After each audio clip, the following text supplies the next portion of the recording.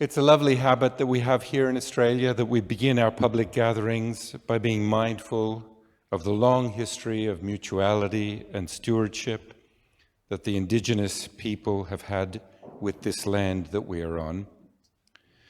That history is particularly embodied in the wisdom of the elders. And by paying our respects to the elders, we slow down a little from our hurrying, and we take a longer and a broader view of things. Here in this place, we particularly acknowledge the Baramatical people, who have always lived in close association with the Parramatta River that flows along this side of campus. The river was a big part of what sustained them. When European settlers came to Sydney Harbour, they found it arid and the soil difficult to cultivate. But when they came up the river, they found rich soil in this area and the relief of knowing that they would be able to sustain themselves. May you, may we, this evening and over the course of this weekend, also find here, on this fertile riverbank, things that sustain us. Thank you.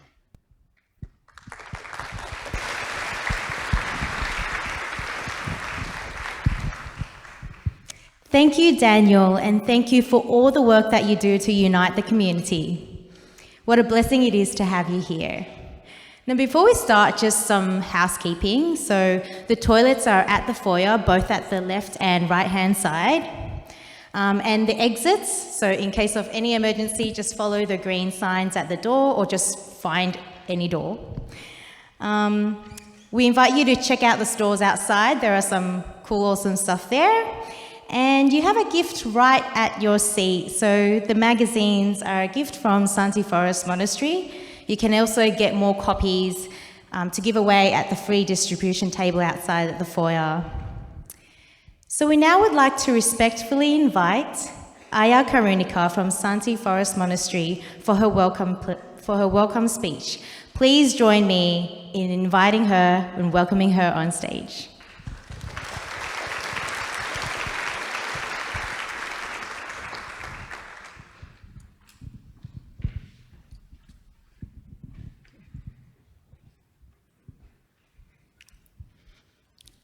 Thank you, Alice.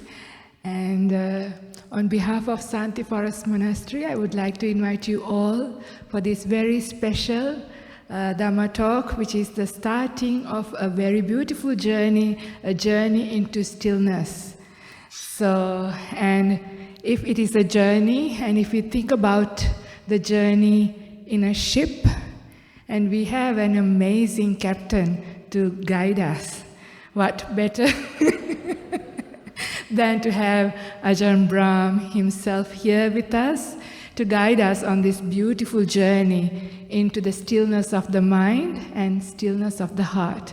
A very, very appropriate time in the world for us to have this, because we are all very busy, far away from stillness.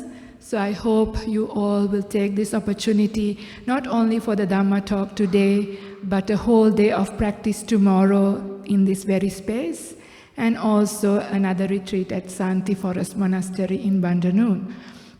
So I welcome you all for this again, and I also would like to welcome Ajahn Brahm for accepting our invitation. It is I who made the invitation. I am one of Ajahn Brahm's students for the past 2 decades, and I have come to New South Wales from Western Australia, from Dhammasara Monastery, and we have been invited to take over the management of Santi and re-establish the nuns community. So it has been 3 years since I have not seen my teacher and guide, and that was the initial reason why we invited Ajahn, and then we joined force with Metta Center with a large group of volunteers to make a very big event happen for the benefit of all of you in the eastern states. So thank you so much, Ajahn, for coming and guiding us for this event. Thank you.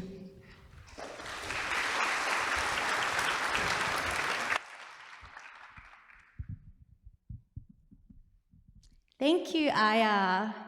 And very grateful for all the incredible work you and Santi have done to make this event possible for us all. Now, the moment has arrived. Tonight we are extremely honoured to have Ajahn Brahm right here with us. We would like to invite Ajahn Brahm to guide us through a meditation, followed by a Dharma talk on the power of stillness. There will be an opportunity to ask questions after. And without further ado, Ajahn Brahm. Very good.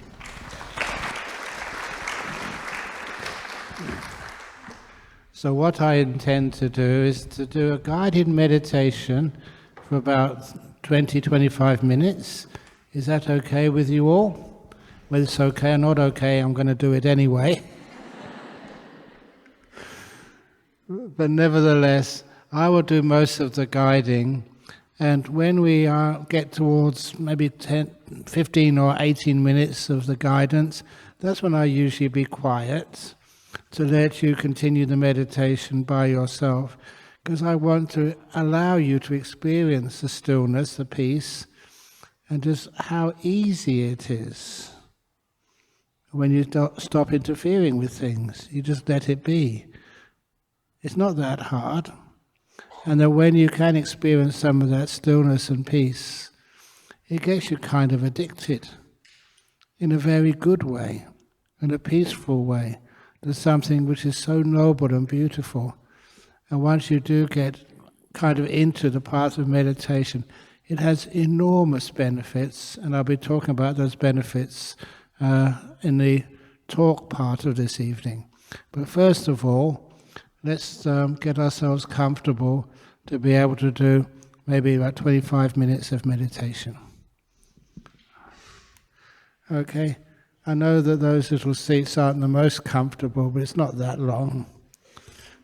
And if you want to have a comfortable seat in the future, then you come and give public talks. This is really comfortable. Excellent.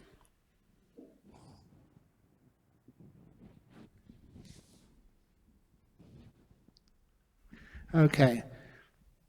There will be people coming in at any time, so please let people come in and sit down whenever they need to. So usually start meditation by making sure the body is calm and content and it's not causing any problems.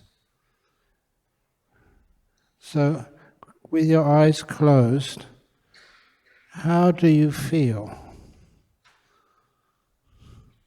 And even though I meditate so many hours every day, I still have to make sure that my body is in a good position. Once it's in a reasonable good condition, I don't accept that. I go more carefully through my body. And I'll tell you why we do this in a moment. First of all, with my eyes closed, it's like I'm in my cave where I live over in Bodhinyana Monastery in the West. I can't see anybody. And it's like no one else exists. I just have my body, my mindfulness, and my kindness. And I want to make sure that my body receives that mindfulness and kindness. So I start checking on my feet. How do I do that? I just ask a simple question. Feet, how are you? And when you take this seriously, you can soon get into contact with your feet. Your mind and the feelings in your feet can connect. So that is what I'm doing now. I don't lie to you. At this moment, I am experiencing the sensations in my feet, the toes, the heels, the soles of the feet, the uppers. And my purpose is to make sure they're comfortable. In order to do that, I make sure that I add this kindness to the mindfulness. I'm kind to my own feet. I have to be aware, first of all, to understand how they feel.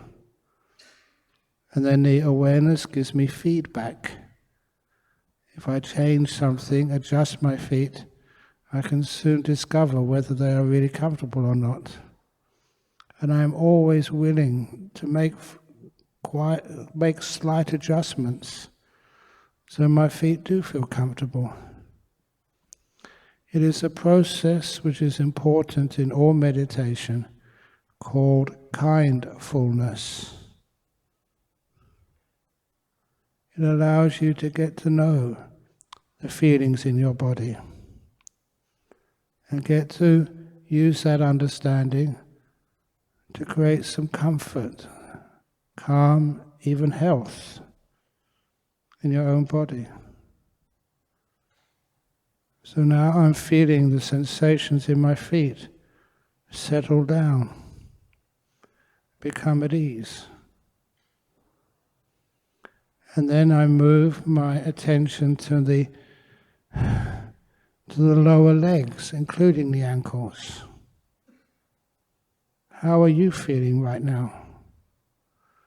By asking a question, it's what I do every day when I see some friends or see some of the monks and nuns I know. How are you? But now I'm doing that to parts of my own body, getting to know them, getting to be kind to them, being able to relax them. So now I can feel the calves of my legs, my ankles, nothing much is happening there, but I check them out anyway. But I always must add that kindness, that softness, just like a mother looks at her child to make sure that they're okay, they're comfortable, they're not afraid, and they're relaxed to the max.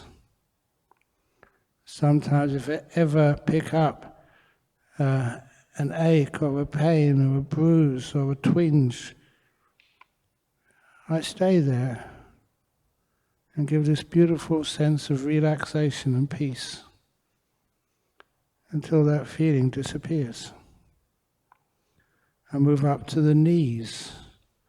Many people have sore knees. I've been sitting cross-legged like this for about over 50 years. My knees are great. I think it's because I care for them. Right now I can feel any sensations in my own knees. As I'm feeling them,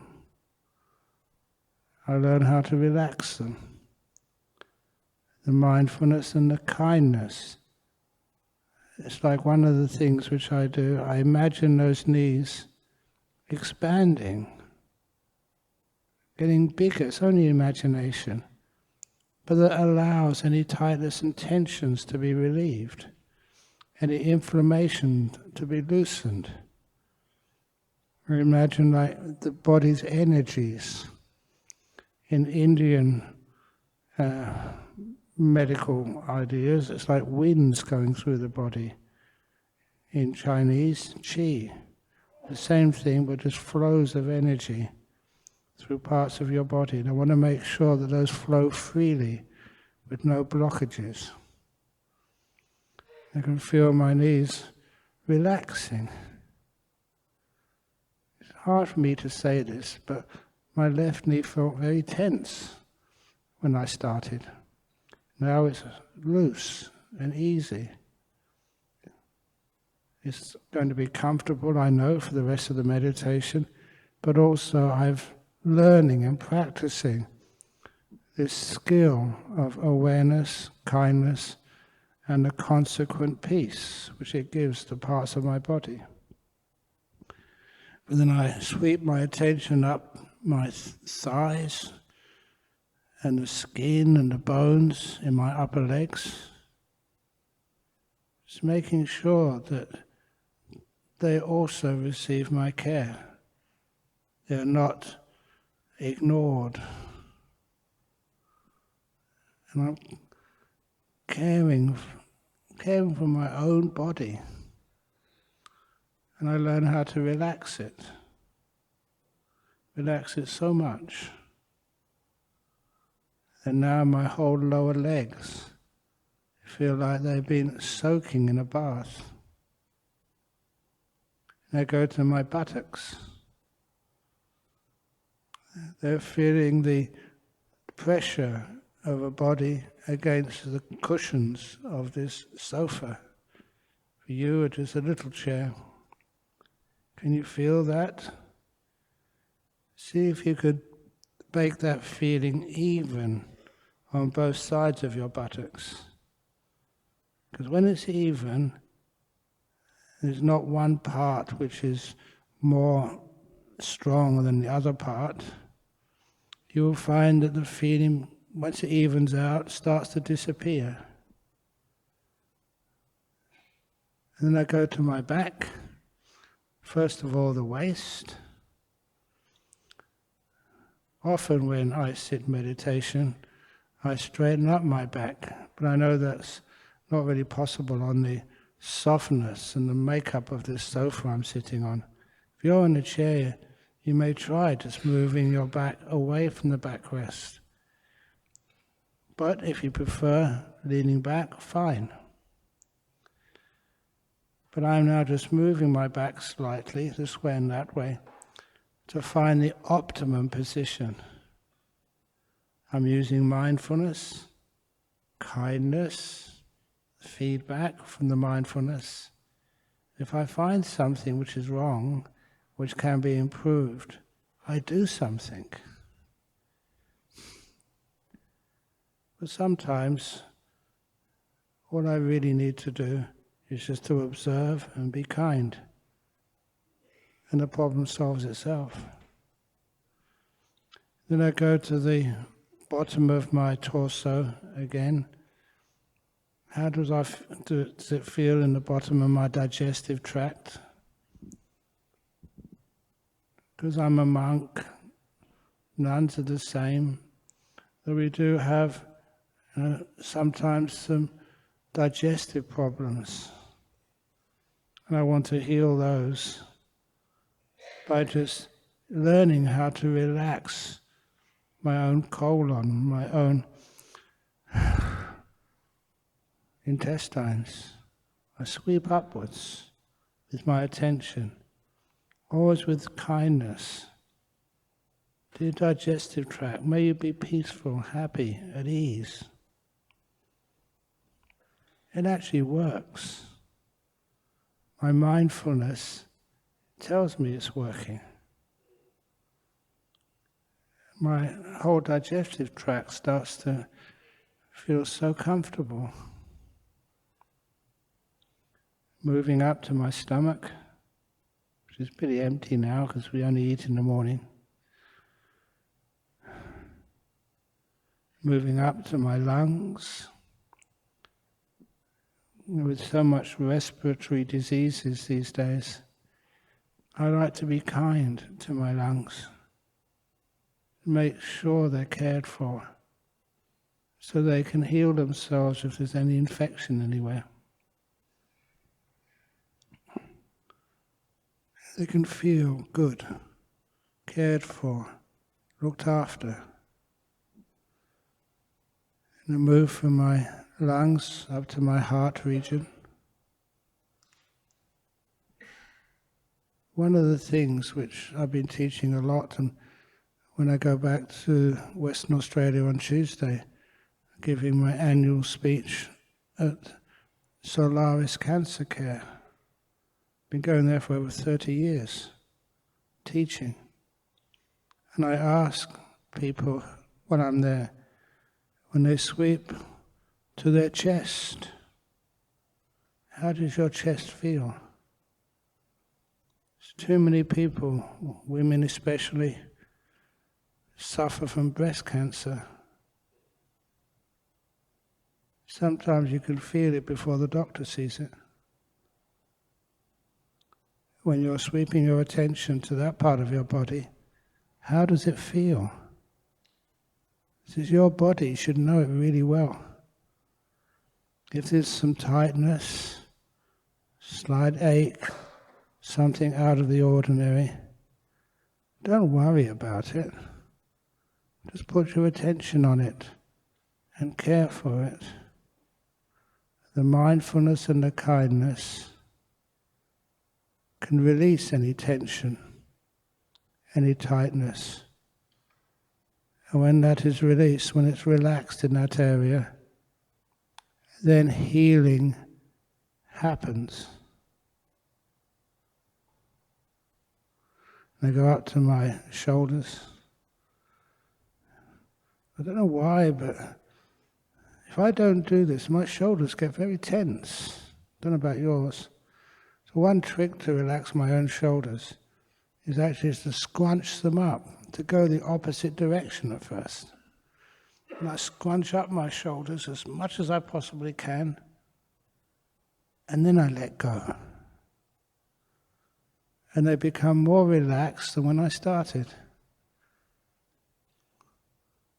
It's like pushing a ball up a hill, then letting it fall, and it goes further down the hill than when you started. That's what I've just done with my own shoulders. And it also tells me, reminds me, what it means to let go. Not to pull anything, squash anything, stretch anything, but let everything become loose and free.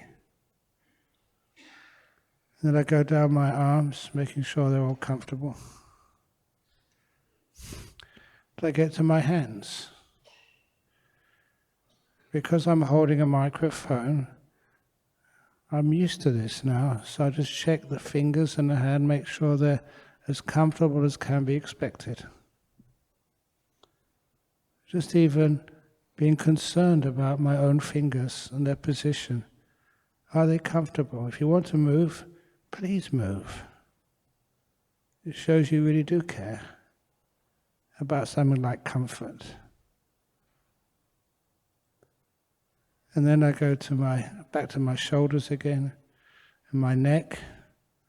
The trick of not having any neck pain is just making sure the head on top of the neck is properly balanced. Not too far forward, not too far back, not to the left and the right. In this beautiful optimum position. And once the neck feels good, then I go to the front of my face. And there I get to know the muscles around the forehead, around the eyes, the nose and the mouth. Because you all know that your emotional world, negative emotions are played up by contortions of your facial muscles. That's why you can look at a person and tell whether they're at peace, whether they're afraid, whether they're angry. Learning how to relax those muscles on the front of your face gives you some freedom from the negative emotions, and your face feels relaxed. And having done a part-by-part sweeping mindfulness and kindness and general relaxation of the whole body, I now look at my body united, not in parts, but as a whole. It works every time for me. My whole body feels so at ease, relaxed. But it's not just for relaxation and health, because that relaxation appears pleasurable. It appears happy. I was afraid of that at first. I thought, I can't go watching happiness. But when I did, the relaxation went even deeper. So if you can feel your body happily relaxed, at ease, open, free, not contracted, then you find that relaxation goes really, really deep.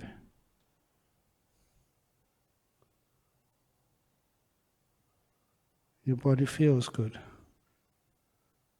Good enough now to put it aside, let it go. We go to the mind. In order to understand what to look at, for years I've been encouraging people to ask themselves, just like you ask your feet, how are you? Ask your mind, how peaceful are you? Because peace is something which exists in the mind. How peaceful are you right now? And how, out of care for your own mind, how can you bring that state of peace into more deeper peace, more stable peace? What is the key to be able to establish peace inside and make it even deeper? That's where you find simple things like present moment awareness. The past, you don't learn from the past as much as you learn from the present. And worrying about the future, if you really were concerned about your future, you should put more attention into where your future is being made, which is in the present. When you stay in this moment,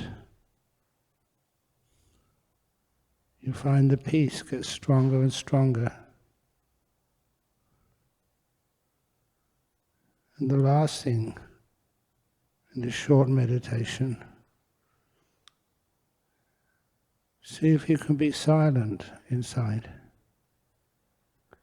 Stop giving things names. Stop trying to find out connection between things. Stop the intellectual process of trying to understand through naming and connection and similarities.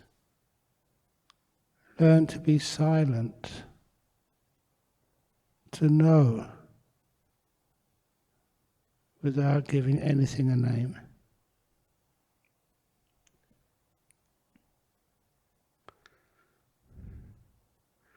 I will be quiet for 5 minutes now.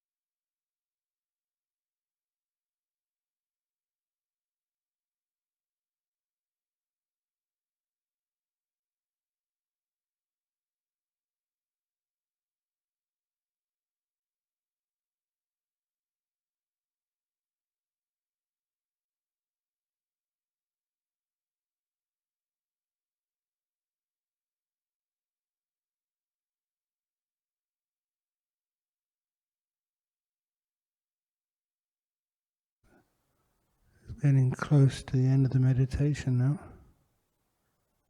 How do you feel? Don't give it words, but just know its qualities: peace, beauty, freedom. What is peace like?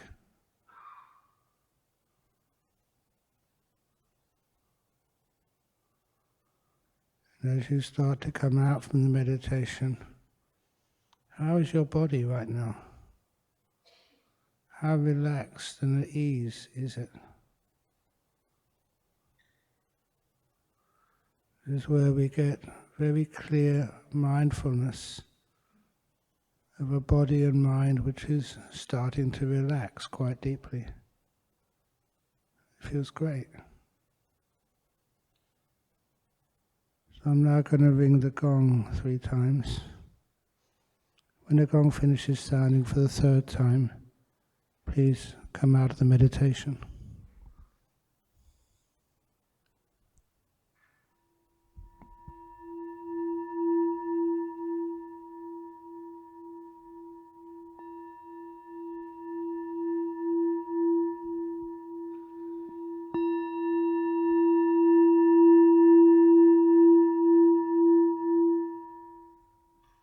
That was 3.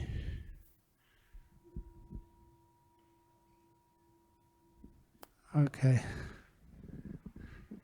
You know, there's something magic about this type of meditation, because usually when I start there's not so many people here, but now I open my eyes, there's more people have arrived. It's sometimes the magic, it multiplies people. Excellent. Okay. Now straight away, just from the meditation which I just led, hopefully you could experience some of this magic of stillness, the power of meditation.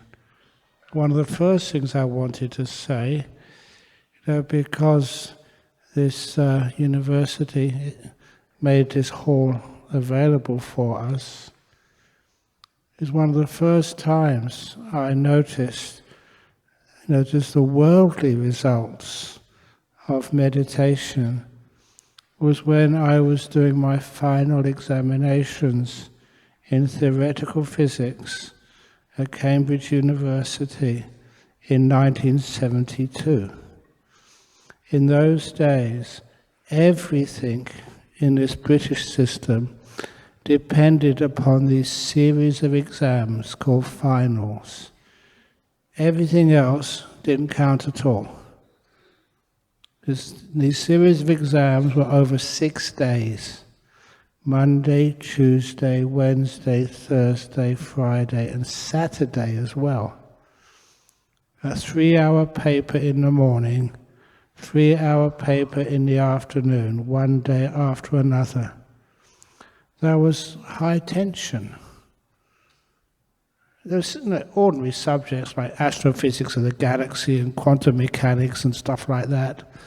But nevertheless, I was told at the time, I was brainwashed at the time, that this was really, really important. And I often say to people, if only I had known that I was going to become a monk, I wouldn't have bothered so much. But I never knew that at the time. So anyway, I did my very best. But one thing which I did, which really helped enormously, and that's why I'm sharing it with you today, is that at lunchtime, I had an hour for lunch, a 3-hour paper in the morning, 3-hour exam in the afternoon. The hour for lunch, I never had any lunch. I wasn't a monk yet. I had a big breakfast, a big dinner in the evening, lunchtime for 1 hour. I went to my room, sat on a cushion and meditated. I was already a Buddhist by then. And I was so grateful what that meditation did to me. Because what happened was that I closed my eyes Have a guess what the first thing which came into my mind was. The morning exam. You've just done this really important exam, given everything you've got, 3 hours paper. Did I do it right? Did I do it wrong? What have I done? Even logically, we know that you can't change it. It's in the past. Good, bad, it's already finished. But how many of you can not really care about it, can let it go? I knew I needed to let it go, to rest, to relax. It was only because that I trained in meditation that you could let go of the past. The meditation which I was just teaching you, that first part about body scan, one of the main things I was achieving, you were in the present moment for about 15 or 20 minutes. Following what I was suggesting, how do you feel in your legs? How do you feel in your knees? How do you feel in your butt? It was bringing you into this present moment. That by itself gives you some quietness and some peace. So anyway, because I'd learned this for such a long time, actually at that time not such a long time, I could still let go of the morning exam. The next thing which I noticed, I was only meditating for half an hour. The next thing I noticed, the afternoon exam. I started thinking, what's coming up afterwards? Should I prepare myself? Should I go open the books? Do some last-minute swatting? But I realized I'd done that before. And I've mentioned this in so many universities and schools. Everything you look at half an hour before the examination never comes up, not once. Total waste of time. So I decided not to worry about the future exam. And this is what I say when the future is being made right now. So instead of worrying about the future exam, I just let it go and came back into this present moment. And that's when I got a shock. The first day, it really sort of shook me. The next days, I could anticipate it. I was physically shaking. I was only 20 years of age doing the final exams, but still physically shaking. This was high stress. A 3-hour exam in just theoretical physics, and this was going to be my whole life depend upon this, I thought. And so physically I was shaking. But what really shocked me, I was not aware of that at all. I never noticed that. I was thinking in my head about exams, not how my body felt. Once I could see that, I could relax it. Just as I was telling you, just how you can relax all parts of the body, even incipient breast cancers. I say this, I'm going to pause on that one because that's really, really, really important for many of you.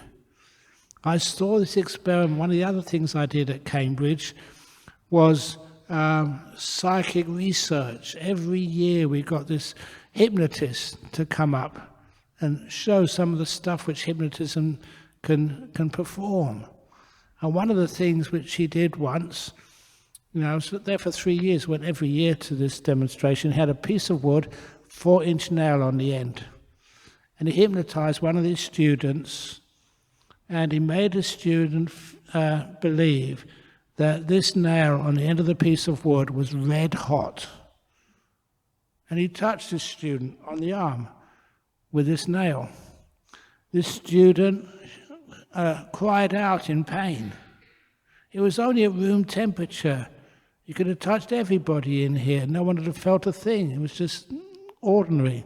But because he believed it was red hot, he shouted out in pain. I could understand that. What really shook me was to see a blister come up on that part of the hand which was touched. That's impossible. It was just room temperature. But because he believed it was a blister, it was red hot, it actually made a burn on his arm.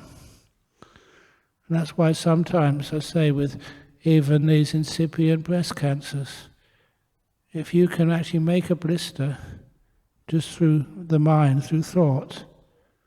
Why can't we overcome a tumor?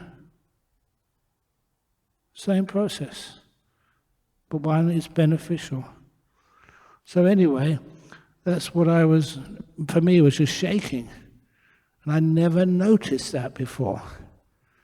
Once I noticed it, it was pretty easy to relax the body so much that all that shaking vanished. And then the next thing which I noticed, the last thing which I noticed in that meditation, was just how tired my brain was. And of course it's obvious, 3-hour exam, you're just pushing your brain to its limit. And the only way I could describe it, because I was English, it was like a tea bag, which had already been used twice, and I had just nothing left. And that's how I felt. Even, I shared this with you, even today, coming on a flight, getting a nice lift from Alex and his wife over there to the house. Well, I stayed for an hour and a half, 2 hours. And they said, you can have a nice room, you can sit in or lay down if you want to. I said, no, I'll just sit down and meditate. I was tired. Of course I was tired. I'm just busy working. This is for Ayya Karunika as well. You work really, really hard. I work really, really hard. But I've got this little trick which I use. I had an hour and a half by myself in the room, and I just meditated. I've done this so many times. Sit down there, when you start meditating, you feel dull, tired. Your brain's got hardly much energy at all. Because, you've been active, traveling. I'm over 72 now. I'm an old monk. I still keep pushing myself. But nevertheless, you know how to do this. You meditate it, nice and quietly, and the energy starts coming back. And when it comes back, really nice energy. So, and I know it's nice energy because I am a sort of a playful, silly monk sometimes, telling stupid jokes. I apologize for my jokes, which I say. Actually, I can't stop it. You have to accept that. That's part of the course. But you get energy up. And when I get energy up after meditating, of course you can give a lovely talk. I'm not reading this out, it's not prepared. The preparation is trying to meditate beforehand and getting the energy up to contact the Dhamma. And so that energy, when it comes out, that's a power of stillness. For me, when I was still as a student, after maybe 10 minutes of just being still, all the energy of my brain came up. So the afternoon exam, I always did really well. And one of the things which my fellow students told me, they said that I was the only student at Cambridge in that year who went into the afternoon exams with a smile on their face. Apparently they never said anything at the time, only afterwards they thought I was cheating. Actually I was, but not in an illegal way. I'm doing something which no one else knew how to do, is energize my mind so it could perform to its best. And I give talks in so many places, many of you may have heard that before, but there's one of the people who heard this many years ago, was one of my old friends. He was Rabbi Moshe Bernstein. I deliberately try to make friends with people of other paths and religions, simply because I never wanted myself to be just tied and just getting feedback from people of the same path and religion. I wanted them to check me out to make sure that I wasn't hiding or escaping. We became a good friend, especially once because he came to see me to talk about rebirth. And straight away when he wanted to talk to me about rebirth, I said, I never believed that the Jewish tradition believed in rebirth. He said, I do. When I said that to another rabbi I met, he said, well, he's a bit on his own on that one, said the senior rabbi. In other words, Moshe Bernstein, he was a rebel. And I appreciated him, respected him for that. So we became good friends. Are you supposed to think for yourself? Or are you just to believe what I say? Or what you believe the Buddha said? How should you know truth and respect that truth? Please ask questions later. Please challenge. And if it doesn't meet the challenge, reject it. I've done that all my life as a scientist. The Royal Society of Physics over in London, founded about 300 years ago, Francis Bacon, I believe. He said the only way we can take things like science further is not to put out a theory and try and prove it, but to put out a theory and try and disprove it the best you possibly can. And if it can withstand all these incredibly smart people saying this can't be right, this can't be right, this can't be right, if they can't prove it wrong, it's liable to be correct. These days, from what I see in science, people always want to prove things rather than trying their hardest to disprove them. And I always like that with Dhamma as well. Try and see any faults in there at all, and be courageous enough to look for those faults. If you can't find any faults in some of the teachings of the Buddha, say, then you can understand these incredibly powerful teachings and true. So anyway, that's where you started to find out just how powerful this meditation is in your real life. But it's not just a powerful in your real life and just giving you energy, giving you good health. It's also giving you wisdom too. How many of you here accept the truth of rebirth?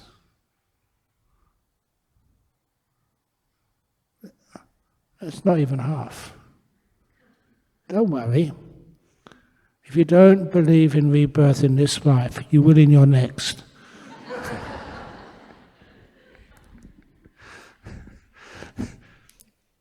But how can you know for sure? For sure. What does for sure mean? One of the powers of stillness, I think you understand by now that stillness is my word for deep meditation, for samadhi, and that's a pretty accurate translation. One of the results of samadhi in Buddhism is what we call 5 hindrances are subdued. 5 hindrances are just roughly, this is not accurate what I'm saying, the definitions, is like wanting, negativity, restlessness, dullness, and doubt. If you have any one of those, if you want something, you usually see what you want to see, and you just reject what is too troubling for you to see. Because I haven't given talks in Sydney for a while, the simile of the flower pot. Remember that simile? No, not many. So, the simile of the flower pot goes like this. This was one of my friends. The first Buddhist I ever met became a lifelong friend. He was a Buddhist, he was a theoretical physicist as well. He became a student of Stephen Hawking's. I became a student of Ajahn Chah. He always said I made the better choice. But a student of Stephen Hawking's, this was a big time. His name is Bernard Kai, emeritus professor, because he's old now like me, of theoretical physics at Queen Mary College in London University. a smart fellow. One of the things which he did, was one of his friends did, in Imperial College in London, a top university. It's actually part of University of London, but a top college. He said he'd found the secret of levitation, and he was going to demonstrate it in one of the lecture halls in Imperial College in front of his peers, other mostly physicists, people who spent their life doing experiments, who knew the experimental method better than anybody. In front of them all, he was going to show what levitation is and how it works. And he had, all of the machines, equipment of such a good university at his disposal. Ultraviolet cameras, infrared cameras, high-speed cameras, whatever. So if there was any funny business, they should be able to see that so easily. And if it worked, they'd have proof for generations to come. So this physicist, he came into the hall carrying a flower pot. One of those flower pots, say. No strings, put it on the lecture table. And then he did something a bit strange. He said, in order to levitate this flower pot, I need your cooperation. And these weren't students, they weren't Sri Lankan Buddhists, or Sydney Buddhists, or any old Buddhists. These were just scientists, lecturers, professors. He said, what I need you to do was to all of you start chanting the Hindu holy word, Om. And all these old professors, and young professors too, all started chanting Om, Om, Om, Om. I see the nuns in the front smiling. If I was there, I would have laughed. But with all these old professors starting chanting Om, the flower pot levitated. It rose up in the air. It lifted. Sorry. It was photographed, videoed. It actually happened. Then afterwards, it's always great to have Q&A. Afterwards, he asked, well, what do you think of that? And there was two professors, well, physicists, experimenters. They said it never rose in the air at all. They said it was always on the table. It never moved an inch. I said, well, look, everyone else saw it. We got videos. No, that's just fake. It never moved. And that's when he said that was the whole purpose of the experiment. It was nothing to do with levitation, but everything about perception. It did actually rise. And the reason it rose was because underneath the table there was a huge electromagnet. And any of you would know, if you turn on the amount of current necessary to charge up that electromagnet to lift a heavy flower pot, that's a lot of current. And when you turn on a lot of current, very quickly you can hear the hum of it. The Om, Om, Om was a trick to mask the sound of the current. Otherwise, it had been busted straight away. But nevertheless, the purpose of the experiment was it lifted. But because that was an impossibility, it couldn't happen. It would challenge your perceptions to their very depth. Because of that, they couldn't even perceive it. That's the trouble with what we think is true, with our views. If it's too challenging for us, we won't even be able to see it. Even Albert Einstein, he was famous for having this big argument with Niels Bohr, another Nobel laureate, who was one of the founders of quantum theory. He said, no, it can't be true. Even Einstein couldn't accept that. One of these other fellows I knew over in Cambridge, he got a Nobel Prize eventually for discovering quantum tunneling. He got his Nobel Prize, and everybody else thought, that's nonsense, that doesn't work, you can't do that, it's impossible. It took him about 6 or 7 years to convince people to try it, to test it out. And it was correct. He got a Nobel Prize for that. One of the reasons why I like mentioning that story is that particular guy, he got his breakthrough understanding how quantum tunneling worked after meditating. His meditation gave him the clarity of the mind. That's one of the reasons why the power of stillness allows you to subdue this wanting, this ill will, no sloth and torpor. For goodness, why are people so tired? I mentioned I was tired this afternoon when I crossed my legs. I didn't cross my legs. Yeah, I did cross my legs and started meditating. But then you stay there. I know that the energy builds and builds and builds and builds. That's the power of stillness. And eventually, just, your sleepiness, dullness vanishes.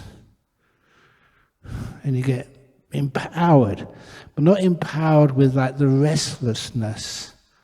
And have you ever been there? You can't just stay still, just want some water. No, I don't want water. What do I want? I don't know what I want. That restlessness is like energy which is not focused. But when there's 5 hindrances are gone, there's 4 hindrances have gone there. There's 1 hindrance that's yet to go.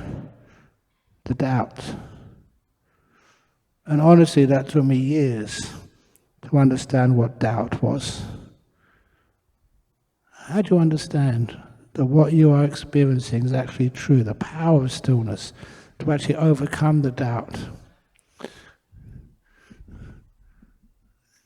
I was just telling this story to the monks last over in Serpentine on Wednesday. Gave a talk. They wanted me to talk about doubt. Years ago, over in Bodhinyana Monastery, meditating. I didn't have too much responsibility there. Get some loving meditations. And after one of the meditations, I just decided to try something I'd never done before. What I tried was asking myself the simple question, what is my earliest memory? You've got a nice meditation, very clear mind, lots of energy, but focused. What is my earliest memory? And what I came into my mind almost immediately after that question is that my mind was just so obedient. I don't know if you've ever had a dog which has been well trained. Go and fetch my slippers, and it goes over there wagging its tail and brings the slippers back to you. That's what my mind was like. What's my earliest memory? And the memory which came up was me as a baby in my mother's pram. Remember that word pram? The old-fashioned, you put the baby in there and you can wheel them all over the place. Interesting thing, I don't forget this, I'm not making this up. I was back in my pram. I was maybe 3 or 4 weeks old kid, being wheeled around somewhere. But you can remember the colours of the blanket or whatever. It was only just black and white. There was no colour at all. It was just after the Second World War, so everyone was quite poor. But I still also remember my favourite toy. That was a 3 or 4 week old kid, which was a little light blue pig, ceramic, which had some beans in it or something. My mother would shake it and make me laugh. Clear memories of years and years and years ago when I didn't think that you could have a developed memory. And the other thing which I recall from that experience, which was weird, was that I recognized my mother and also my pram, my blanket, my pillow, my little pig, by how it smelt. My nose was the dominant sense, not what she looked like, not what the pram looked like, not what they sounded like, or how they felt, but how they smelt. And that was so strong. And when I told some other doctors about that, there's probably a few doctors here as well, I hope, you will understand that that is actually how babies develop. It's the sense of smell is dominant. And I know that as an experience, not studying sort of the sensory development of the human brain. And that was weird. So that happened in the meditation, through stillness. But the weird part of that, the most weird part of that, I never needed to check it out.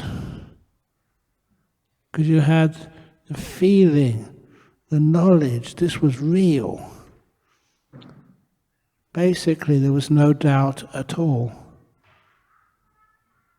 And for years I wondered, this is a weird experience, but that's how it felt. And it was only years later when you stupid Ajahn Brahm, you made the connection. This is what it feels like when the doubt is extinguished. Just as a result of the meditation. Whatever you see, whatever you feel, whatever you know, is true. As a result, this is how the Buddha taught. This is the power of stillness. I should actually just go and say a few words about this, that I call it stillness. I know that many people call it concentration, and I will argue to midnight and beyond, not just today, the next day at all, that that is a very bad translation, bad in many ways, not accurate according to the Pali, and also quite an obstacle to developing meditation. I don't know how many people you're going to come for the meditation day tomorrow. Imagine if we called this developing concentration. Then tomorrow will be a concentration camp. How many would come? I wouldn't. It's stillness. I know many of you have seen this before, but here it comes again. What is meditation? Which gives rise to this, beautiful absence of doubt. What you see, what you hear, what you know, you're 100% sure of. The water represents my mind. My job is not to concentrate my mind, to bring it to stillness. How do I get this water to be perfectly still? Has it stopped moving yet? Of course not. I'm not mindful, am I? I will now be mindful. Please don't make me laugh. I'll be mindful. Has it stopped moving yet? So now I'll concentrate. And I'm not making this up. I try to keep this water still, mindful, concentrating. I've never been able to do it. You can try this for hours at home if you like. You just get a tired arm and you'll think you can't meditate. It's such an obvious, easy way to get this water to be perfectly still, effortlessly still. Put it down. Let go. Renounce. Stop attaching. Leave it alone. Let it be. Renounce. Wow. That water is amazingly still now. Easy. And I can keep it like that for a long time. That's how to meditate. If you watch your mind, aware of it, and be careful not to interfere with it. Leave it alone. Be kind. Be aware. That kindfulness will eventually bring your mind to a state of stillness. How Ajahn Chah would describe it, he said it was like the leaves on the bushes, leaves on the trees. They only move because the wind blows. If the wind stopped blowing, the leaves would still move, but less and less and less, until all of their momentum will be used up through friction. And then they become perfectly still. Why? Because that's their default state. That's their natural way of existing. They become perfectly still. And when it gets still, the power of stillness is immense. Not only does it energize you, but you also find some other weird experiences happen. Again, I was always adventurous as a young man. I remember as a student, I went to a Zen monastery to do a weekend retreat. The only reason I went there, I must admit, was because there was hardly any other places to go and do a meditation retreat in those days. And that was in the north of England, in a meditation retreat, in Throstle Hole, it was called. I had no experience of Zen meditation. All I was told was you sit down, eyes open, and stare at a wall, a whitewashed wall. I was quite obedient, mostly just because I was interested to try something out, to experience, to explore. So I did what they told me to do. My eyes wide open, sitting there for 45 minutes, staring at a whitewashed wall. I must say that I would been meditating, in the Samatha tradition for a couple of years, so at least I knew how to focus my mind and keep it still, without thoughts. That was important. So I was sitting there, just watching a whitewashed wall. Soon became quite still, and then the wall vanished. Weird experience. It's like you're seeing me, and then suddenly, poof, I'm gone. Just not there anymore. That's weird. And I never thought this was something supernatural, but it was close enough. An old wall of a barn was suddenly there, and then suddenly gone the next moment. No wall there at all. And I wasn't taking drugs. I wasn't crazy. I was a theoretical physicist. So what I did was try and explore it. Why? It soon became very, very obvious to me. For those of you who want to prove this to yourself, just for maybe 1 minute, close your eyes. What do you see? When I first close my eyes, I see the inside of my eyelids. Because that doesn't really excite my brain, after a few seconds, I don't see anything at all. The sense of sight becomes turned off. You can open your eyes again if you wish. That's all what was happening. Because there's a whitewashed wall, simple, not interesting. It was like your computer. If you don't click a mouse or do anything, the screensaver turns the screen off. That's how your brain works. Through stillness, things vanish.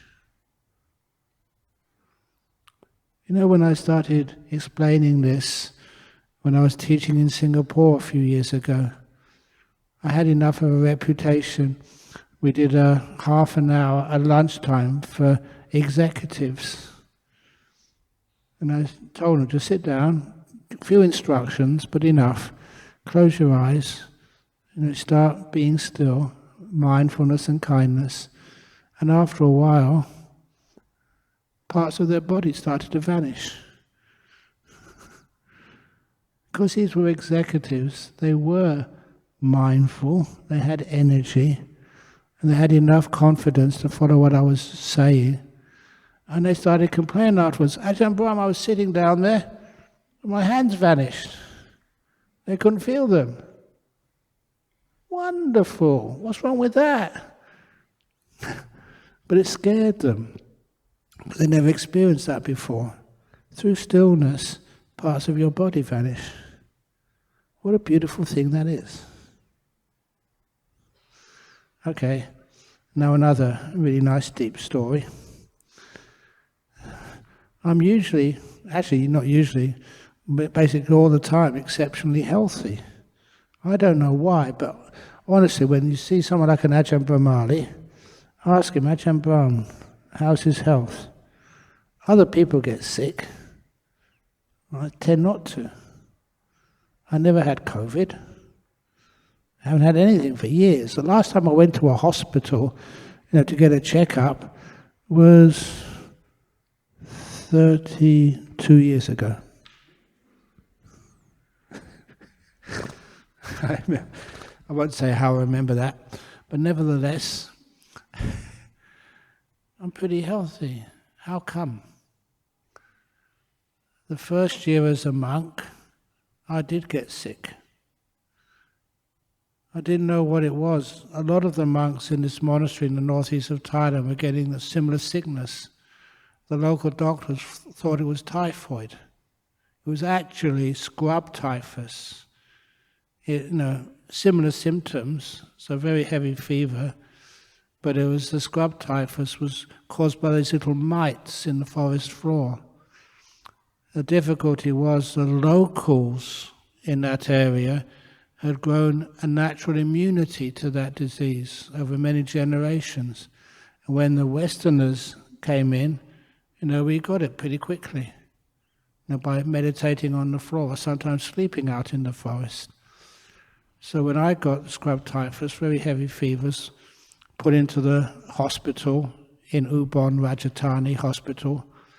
This was in 1974 or 5 or something. It's a long time ago. At that time, Thailand was a third world country, and the northeast of Thailand was the backwaters of the third world country. So there wasn't really that good medical treatment there. In fact, I remember this was almost traumatized into my memory, that just when I first went there in a ward with maybe 6 monks on one side, 6 monks on the other side, the toilet to the very end, and just at 6 p.m, the nurse at the front station just disappeared. And I asked one of the other monks, should we alert people? There's no nurse at night, the night nurse hasn't turned up. And he said, what do you mean, night nurse? There never is a night nurse in this hospital. If you get sick at night, it's just unfortunate karma, that's all. And that's true. I'm not making that up. And the treatment there was just a cocktail of antibiotics, hoping that one would work. Twice a day. You know that we always, even in those days, we're supposed to have lots of loving kindness to all these people who try to heal you. But the nurse who'd inject these antibiotics, this was almost 50 years ago. They didn't have recycled needles in those days, just one-use needles in those days. All the needles were recycled. They boil them up to try and take all the bugs off them before they'd inject you. And they've been used many, many times. Especially for monks, we're supposed to be the tough guys. So I think they use them extra on the monks. And this nurse, you may always... Any Thai people here from Thailand? Okay, I don't think you'd mind that much, but this Thai lady, she wasn't beautiful at all. She was like a water buffalo. You'd always think that Thai nurses are petite and pretty. Not this one. She had to be strong. The reason was she never injects you. Turn on your front, bang, stabbed me twice a day. And after a week of that, I think it was about 3 or 4 weeks I was getting stabbed, your butt was so sore. And you had no energy, and everything was just really awful. I was only 24 or 5 or something. I've never felt so weak in my life. No energy. One day, even Ajahn Chah came in to see me. And the great master, Ajahn Chah, as soon as he comes in, you think, oh, he's coming to see me? Wow. He was so inspiring, but his bedside manner was awful. He just came in, looked at me and said, Brahmavamso, you're either going to get better or you're going to die. And then he left. He actually said that. The worst part about it, you can't argue with that, can you? That's absolute truth. You're either going to get better or you're going to die. That's not what I want to hear.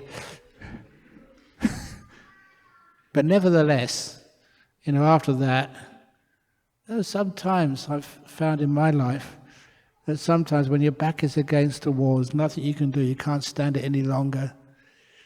Sometimes that you decide to meditate, to go for stillness. And I did that. Just about 3 weeks in hospital. I cannot remember I was actually in a fever when I did this or out of it, but I felt just really terrible and no energy. And my posture at the time, I always remember the posture. I've never seen any meditation posture like this in any book ever. One leg was this way, one leg was that way, an arm over here, an arm over there. That's what my body wanted, so I let it do it. Got this amazing deep meditation, which was gorgeous. You can imagine just when you have a nice peaceful, or even just a peaceful meditation, compared to having been under a fever for 3 weeks. You imagine the contrast was immense. And I just enjoyed that so much. The power of stillness. And of course, that's when you start to recover. And it's also that it doesn't matter how weak you are, even you're really, really sick, you can always do stillness. And the results are impressive. Sicknesses go. I've been experimenting and teaching this to so many people for so many years. And it was just, I don't know if he's here this evening, I doubt it. But many, many years ago, I was teaching a meditation retreat over in Wat Buddha Dhamma. You know that place over in 3 Mile, not 3 Mile Hollow, 30 Mile Hollow or something. Wiseman's Ferry, up north there, And anyway, teaching this meditation retreat there, and the first day, in the question and answer time, I had all these complaints. All the same. But people put them on pieces of paper. Ajahn Brahm, can you please ask people to breathe quietly? And then I actually explained the person who was making all the noise when he was breathing, he had a sinus cancer, this big tumor in the bridge of his nose. He could not breathe through his nose, it's only through his mouth. And when he told me the first day of the retreat, he said, look, I'm not even a Buddhist, but just, in case meditation can work, I've just come on your retreat. And the doctors have given up on me. They tried all sorts of treatment, but this tumor up his nose was stopping him breathing. One thing I was really proud of, all the people on that retreat, as soon as I mentioned the reason he was making such a noise breathing because he was dying of sinus cancer. No one ever complained anymore. They gave him so much kindness. I was very proud and uplifted by the attitude of people afterwards once they found out what was really going on. But anyway, he carried on for 9 days meditating. Nothing happened. And I was already packed up in the car waiting to go to the airport to go back to Perth when he came running after me. Ajahn Brahm, please wait for a few moments. I think you know what the traffic is like, getting over the ferry and just getting to the airport. I was really concerned if I'd make it in time. But I said, well, what's gone on? We waited a few moments. And he said, in the very, very, very last meditation, it always happens on the last meditation. I can say more about that tomorrow. But the last meditation, he was sitting there quietly, same old, same old. But then he heard a popping sound. I always remember the way he said it. Something pop. And he could breathe through his nose. But only for 1 minute. And then it closed up again. That's why I was so excited. I need to tell you this. It's closed up again now. But for 1 minute, it had opened up. And honestly, I thought he'd left it too late. He was going to die. I wished him the best of luck. And he said he'll carry on, see what happens. It was 6 months later, roughly, at another place here in Sydney. This guy came up to me and said, "Do you remember me?" Please don't do that to me. I don't want to upset you, but sometimes you give big talks to so many thousands of people, and say, of course I can't remember you. And I was honest with him. I said, I don't know I remember you. Who the hell are you? And that's when he said, I was that guy. I was the one who was shocked. He said, I carried on meditating as you instructed us. And the tumour popped many times. It's now totally gone. Thank you. That's gorgeous. That's like the power of stillness. How it happens? It's happened so many times. I've seen anyway in my life. It would be wonderful if someone can actually do some proper research. Because this is saving people's lives. The power of stillness. Doesn't work for everybody, but just to save 1 or 2 lives. Isn't that really amazing? Passing exams without any stress. I didn't mention, because that guy Moshe Bernstein, he invited me to his school. It was a local Jewish school in Perth. I only got one Jewish school, just for Jewish children, boys and girls. He invited me to teach there because they were doing really, really badly in the year 12s. And he said, can you come and see what you can do? I like mentioning the story because honestly, I went there for the day, taught all the year 12s how to do exams by doing this meditation. And then I got this wonderful letter from the principal afterwards. And he said, thank you so much, Ajahn Brahm. This year we became the top school in all the schools in Western Australia. It worked. What I can't figure out is why they never invited me again. It makes no sense. But anyway, it does actually work. And you just see these people getting over their sinus cancers and other cancers and other diseases. That's only like a small thing. But getting like the wisdom and understanding, the nature of things, going over doubt, your past lives. It'd be nice to know for sure, do past lives exist or do they not exist? And you can do that.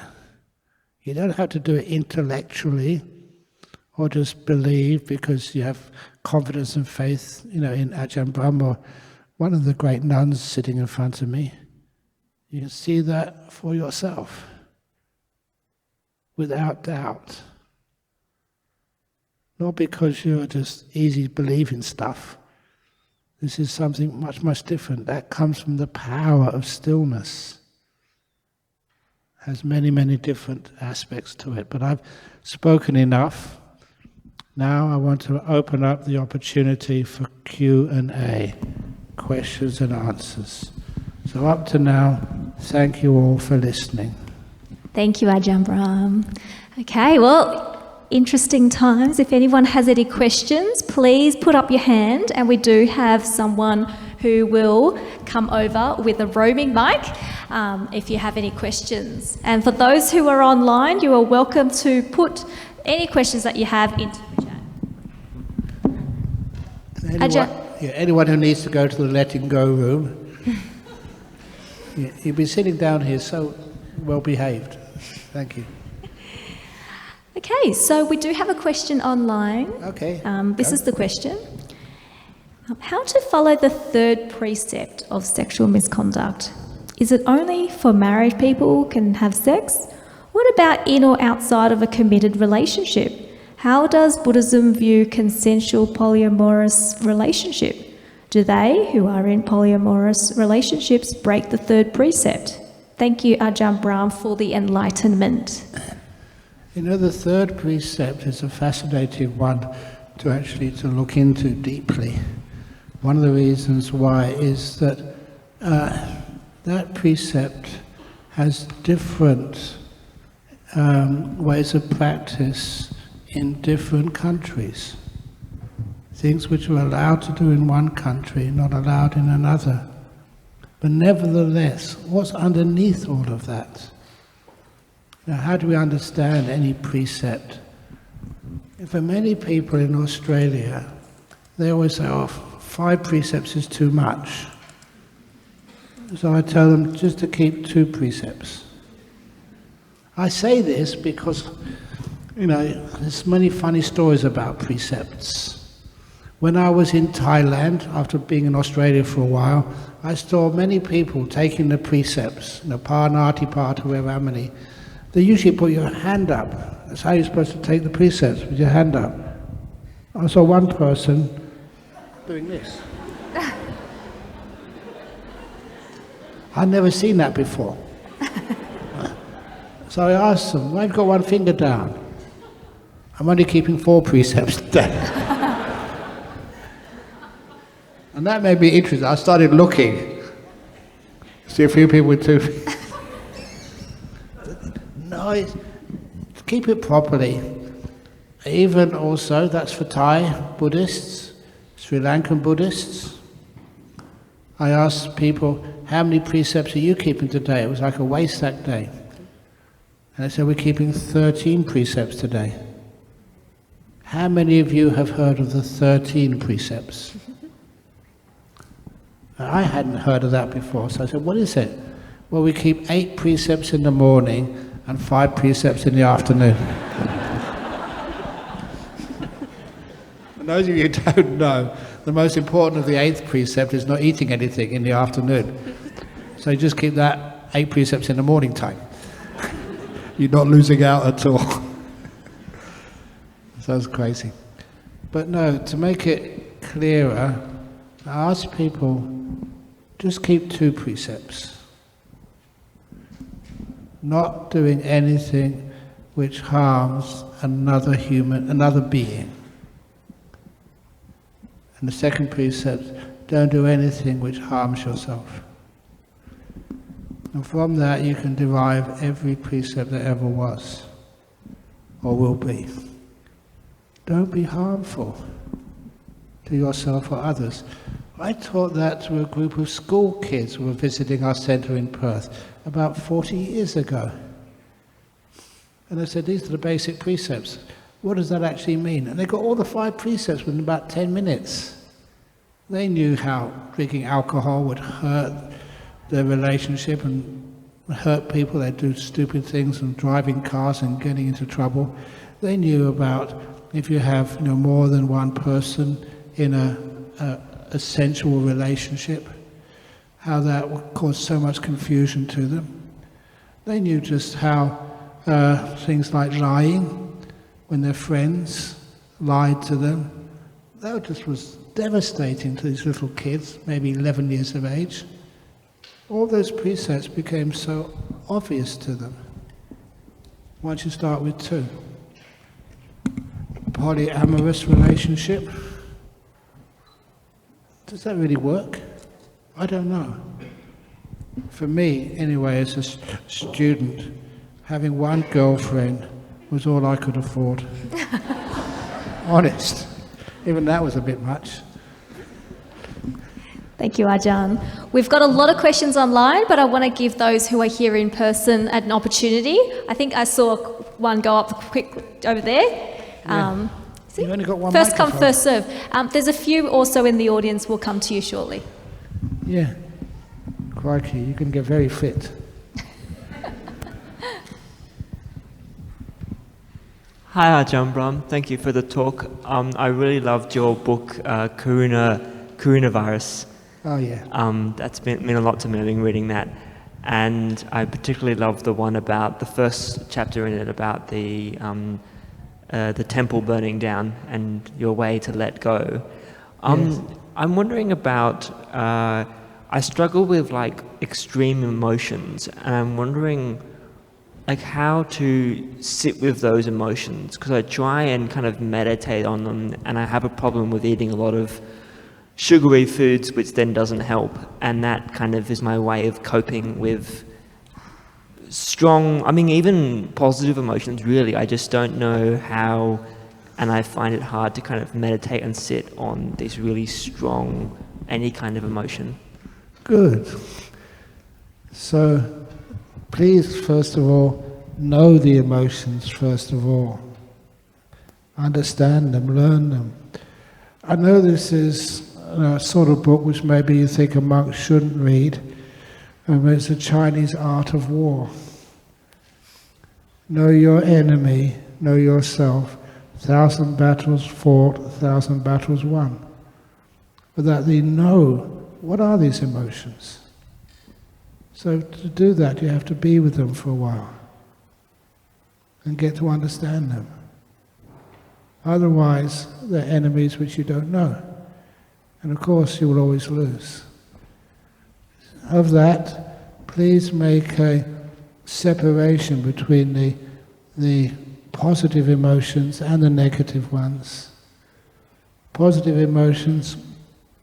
Have you ever seen Ajahn Brahm cry? Did you see me cry? You have?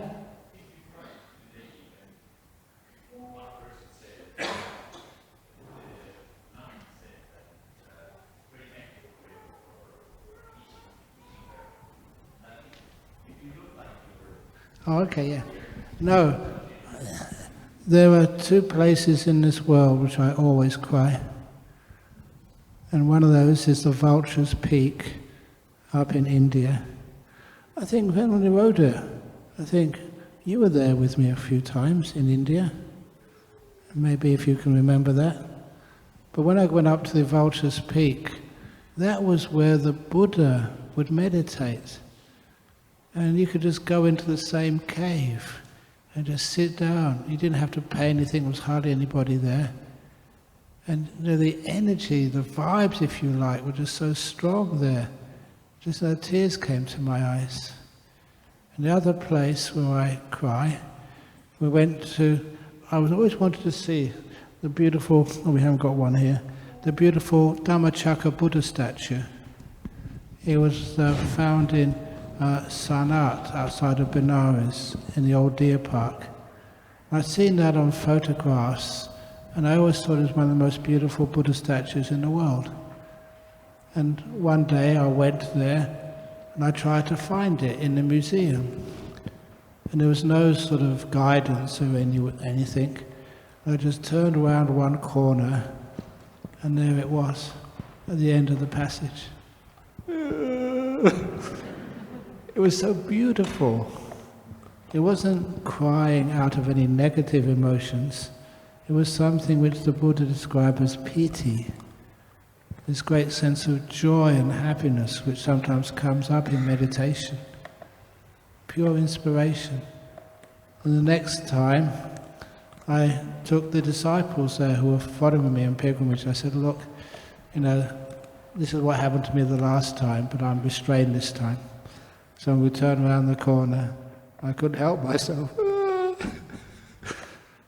It was just joy seeing something beautiful. I don't know if there are any mathematicians here, but sometimes, I confess this, getting into things like pure maths, and sometimes you see a proof of something, and the proof was actually so beautiful, so inspiring. Tears came to my eyes, real tears, out of joy. It's inspiring sometimes. Sometimes you've seen monks give beautiful talks, and tears have come to your eyes. There were times, the third time I went to see the Buddha statue outside of Benares, this time I had my pocket full of tissues. And I told everybody, look, I can't help myself. It's just an automatic response. It was not negative, it was just beautiful, inspirational. When we turned the corner, this is what happens when you have expectations. They were doing some renovations. They had the Buddha statue covered with a big tarpaulin. I come all that way, all the way from Australia, and then eventually to Benares in India and Sana in the museum, found my way there, and it was all covered with a tarpaulin. And I was ready to just feel so much joy, and instead I felt all this disappointment. Oh. And I can't speak any of the local language, Hindi or whatever it was.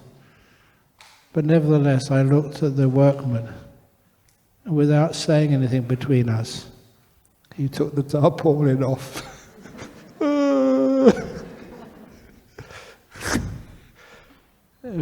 It was tears of joy and happiness. Those sorts of emotions, don't try and control them. They are beautiful and very, very positive and helpful. Part of the path.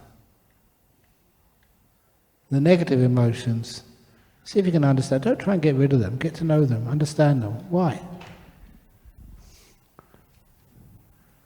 And if you really want that they're causing you any problem at all, please follow the simile of the monster in the Emperor's Palace simile. You know that simile?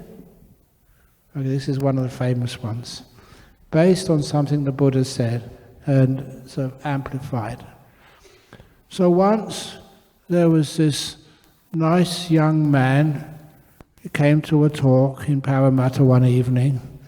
No one knew that he was a big, powerful emperor. And while he was here, listening to a talk, in his palace, he found a big monster came in. And this monster was so ugly, frightening, and smelly and violent that all the guards, they froze in terror, allowing this monster to walk right into the palace, into the throne room, and sit on the emperor's chair. And at that, the security said, that's going too far. Get out of here. And those few unkind words, unkind deeds, even unkind thoughts, that monster just grew an inch bigger, more ugly, more smelly, more offensive. And by the time the emperor came back, this monster was huge. It was so ugly. Not even Steven Spielberg could get something so ugly in Hollywood. And the smell coming off this monster, the smell coming off this monster was so bad, even the maggots crawling on its skin threw up. They barfed. But the reason why the guy was... Have you ever seen maggots barf? They could even... Anyway, the reason why the guy was the emperor, because he was smart. He knew exactly what to do. He said, "Welcome. Thank you for coming to visit me. Has anyone got you a glass of water or a drink to have some tea? How about some coffee? We've got some good coffee in Sydney." And of those few sincere, kind words, the monster grew even 2 inches smaller, less smelly, less offensive, less violent, less angry. And at that, all the people working in the palace knew exactly their mistake. They knew what to do. They rang out, "Would you like something to eat? A pizza?" Because they got monster pizzas in some of these. Do you have monster pizzas at Pizza Hut here in Sydney? Anyway, they did have in Perth. "Do you want a sandwich? A deviled ham?" It's appropriate for a monster. Some of them gave him a foot massage. About 10 of them, he had such big feet. Some of them gave him... Do you ever have shoulder massages? This monster had such a huge head to give it a massage. Oh, that was really nice. In every act of kindness, the monster kept growing smaller, less ugly, less smelly, less offensive. Until soon that monster was so small, one more act of kindness, and the monster vanished completely away. And that's in the Yaka Samyutta, in the Samyutta Nikaya. The pizza and the foot massage, I added those. But the Buddha actually called that an anger-eating demon. You can actually find many anger-eating monsters in your life. Sometimes those negative emotions, you give them anger, "Get out of here, I don't want you in here." They become worse. Welcome them. Learn from them. Once you've learned from them, that's when they vanish. Sorry for giving such a long answer to a short question, but that's my nature. That was an excellent answer, Ajahn, and an excellent question as well. Good, thank you. We have a lot of questions online, so I'll start with the first one. "Hi, Ajahn Brahm, my apologies. What was the point about talking about that person who won the Nobel Prize, using stillness by meditation to get that energy or inspiration?" What he did, he got that inspiration to be able to see things in a totally different way. So many times in universities, I'm speaking in a university now, we think in just narrow lines. We don't think outside of the box. We're trained to think in a certain way. And sometimes when you meditate, all those old habits of thinking disappear. You can get what we call insight. See things in different ways, not just in the same old way. Why is it when there's these great breakthroughs in knowledge, in wisdom, why is it that most people just don't accept it? They say, "No, it's wrong." Why is that? So this particular person, he'd been working on this for such a long time, and then just meditating, that stillness of the mind, the power of that stillness, you can just see that a little bit extra in a different way. They used to say, I remember going over to Canada once, and one of the disciples over there, a wonderful Sri Lankan lady, who was doing some amazing research, and so she was so well respected, she told me to go and have a cup of tea with the Chancellor of Dalhousie University. And so when I was there, I said, he was a physicist as well, and I said one of the problems with universities is, some of the mottos are just, really should be changed. I don't know what the motto of this place is, but I said, why not change it to where everybody thinks the same, no one thinks at all. And that's the trouble with science. That's the trouble with politics too. It's the trouble with many of our endeavors. Medicine. Too many people are thinking the same. And no one is challenging, no one is seeing deeper. So that's my answer.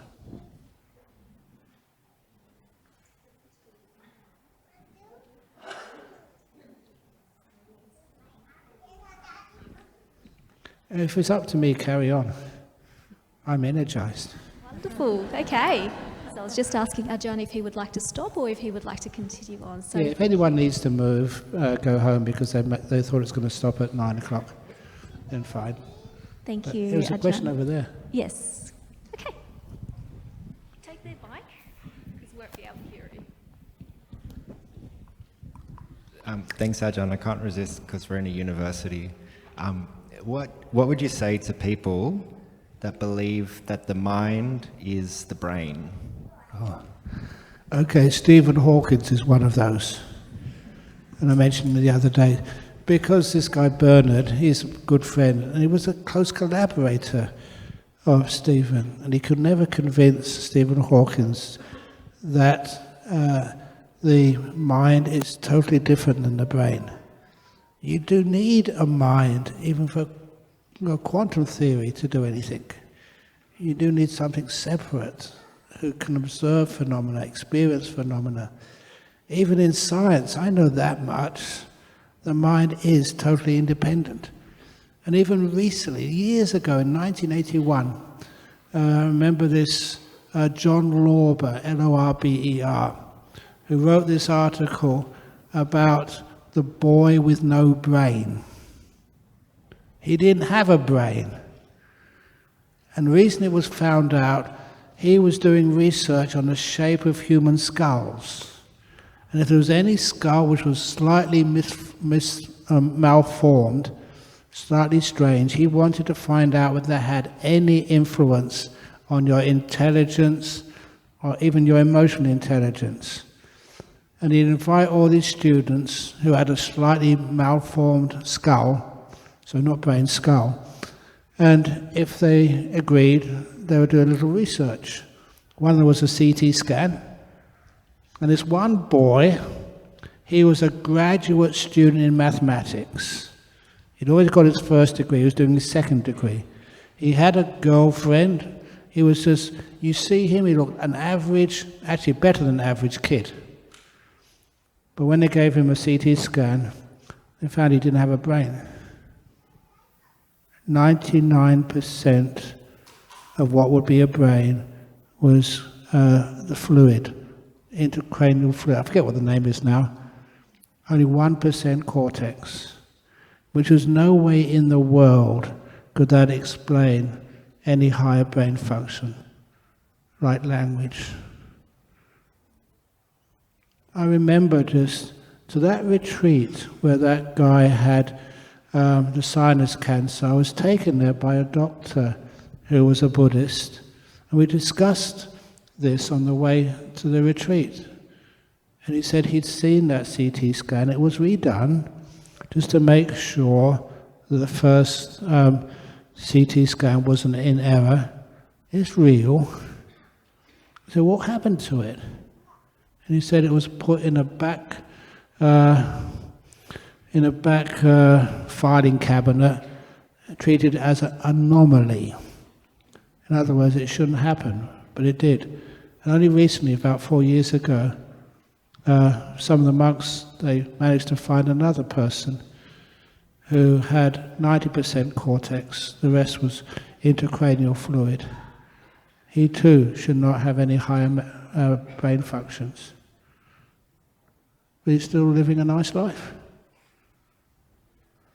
It was just showing that the brain could not account for those phenomena. So sometimes I don't know why people can't see the obvious. That for many, other things, terminal lucidity, which is another term. When I was in Singapore, giving some lectures at the palliative care unit. and asking there, how many of you nurses and doctors have seen for yourself with your own eyes terminal lucidity? You know what that means? I'm kind of disappointed you don't know what that means.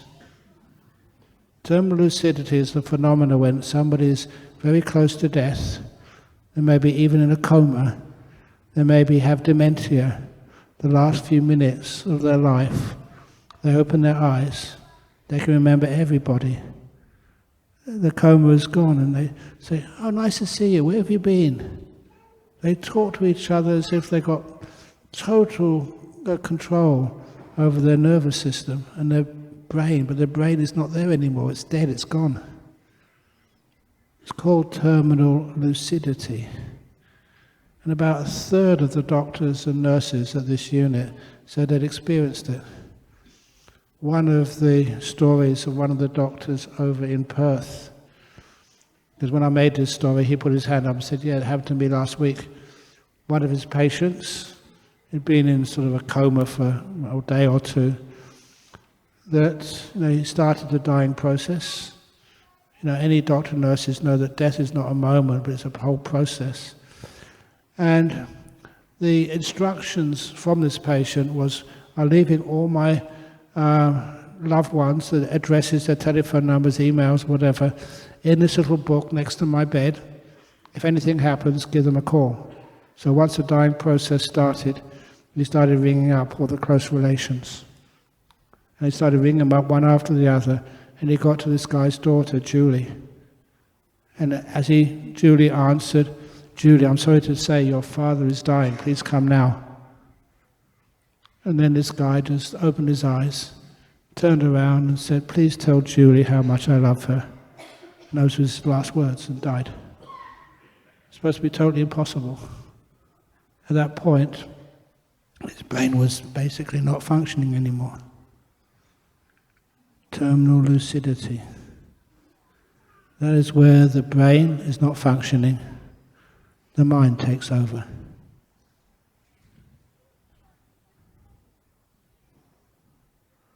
Or kids. Just how many of you had a child and when they were just a few weeks old could actually speak?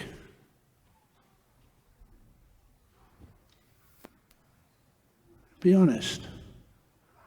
The first time that happened was these couple of these parents. They were not Buddhist. They were just Aussie parents. Had two kids, Peter and Paul. Those are the names I remember. And they came to see us. They said, "We're not Buddhist. We only come to see you because we think you may take us seriously, not ridicule us." Because what happened when the new kid came back from hospital after being born, still in a pram, or whatever it is called, and said to the older kid, sort of, "Paul, please say good," that's right, "Peter, please go and say good night to your brother Paul," still only a couple of weeks old. "Go and say good night to your younger brother."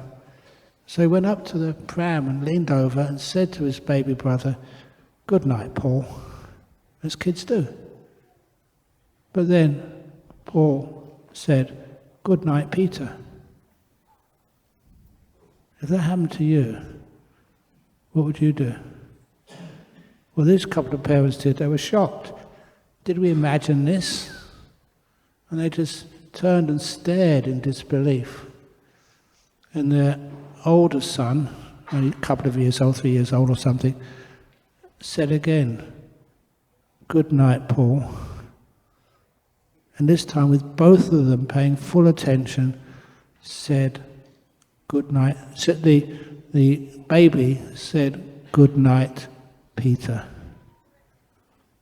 And the fascinating part of that, they said without any prompting from us, Ajahn Chah was there at the time, without any prompting, they said, he said this in an adult voice, not in baby voice, but it came from his mouth. How could that ever happen?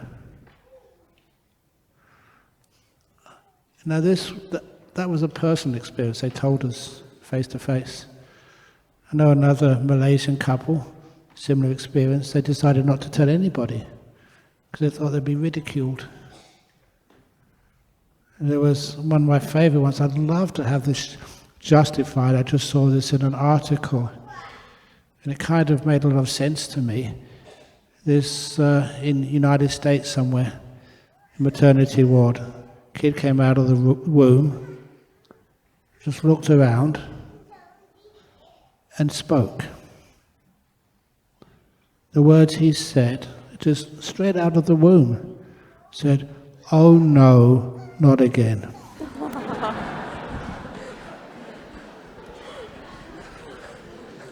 I wanted to lighten it up a bit, but that's true, that's what I heard. So that's actually, the only way to explain that is that's the mind controlling the speech, not the brain. The brain hasn't developed enough yet. Mind can. Thank you, Ajahn. A question from online. Hi, Ajahn. How do we sit still if sitting seems very difficult at the moment because of a very restless mind, because of outside problems? Is there anything we can do about this? Excellent. When you learn how to sit still no matter what, you rest, you are not one of the problems anymore, and you have insight into solving those problems. And you can do that reasonably easy. One of the things which I do, a little trick if you like, is if ever I'm in a very noisy place, so I've decided to meditate in the middle of the town once. It was many years ago. The Burmese Buddhist community were trying to do something peaceful to bring attention to the problems happening in Burma at the time. So they invited me to come and do a 2-hour sit on the pavement, opposite one of they called it time zone, I think, like a video game store. It was really loud. And so I thought this would be a nice challenge for me. So I sat down there for 2 hours. I imagined a bubble around myself. Inside that bubble was my space, and everything else was outside. And what happens after a while when you really start to focus inside and start to become still, it's like all those sounds become distant from you, like a long, long way away, even though they're right next to you. And after that phenomena comes, they can actually turn off from those sounds. So, and it's worth it to see the value in it, first of all. Something I haven't mentioned yet, but hopefully you've heard of this before, that is called an investment in time. When you're working, do you have enough time to do all the jobs? If you don't, it means you're wasting time. That's why you don't have enough time. What you mean by wasting time? Maybe you may have seen your kids. They're supposed to be doing some work for school, some project. You see them at their computer, and they are not actually doing very much. The sentences don't come out, the ideas don't come out. The paragraphs take forever to complete. Have you felt like that too? And you've got some job to do, and why is it taking so long? It's because your mind is not ready to do that job. Instead of just pushing yourself in front of the computer, forcing yourself to work, it'd be much better to either take a rest, go for a walk, or best of all, sit down and meditate. You get your energy back again, like I said at the beginning. And then what happens? 15 minutes of just meditation, right in the middle of a lot of work. Stop it, be peaceful, don't waste those 15 minutes, don't think of the work. Just imagine you're in your little cave. Get your mind to be really, really peaceful. Then when you come out of your meditation, you find that you are energized, clear. Whatever work you do, you can do with greater efficiency. I know that. Sometimes I have to write emails, sometimes I don't write those emails. If I don't write those emails, Haya Karunika, it's because I'm too tired. So I'll meditate, I'll write them eventually. And I don't mean I'm just putting it off. I want to make sure that you don't waste time. You wait, and then after you've meditated, you write, say, an email or write some essay. You find you do that in such a short amount of time, and it's high quality. To remind myself of that, you know that first book which I wrote? Opening the Door of Your Heart? You seen that one? That book, the first half of that I did when I was on a personal retreat. Just 1 hour. 1 hour a day. The rest of the day I was meditating. But I said, I'm going to do 1 hour a day just writing it out. By hand, not printing it out on a computer. I didn't have a computer at that time. I did half the book in 13 sessions. And I still got the original manuscript.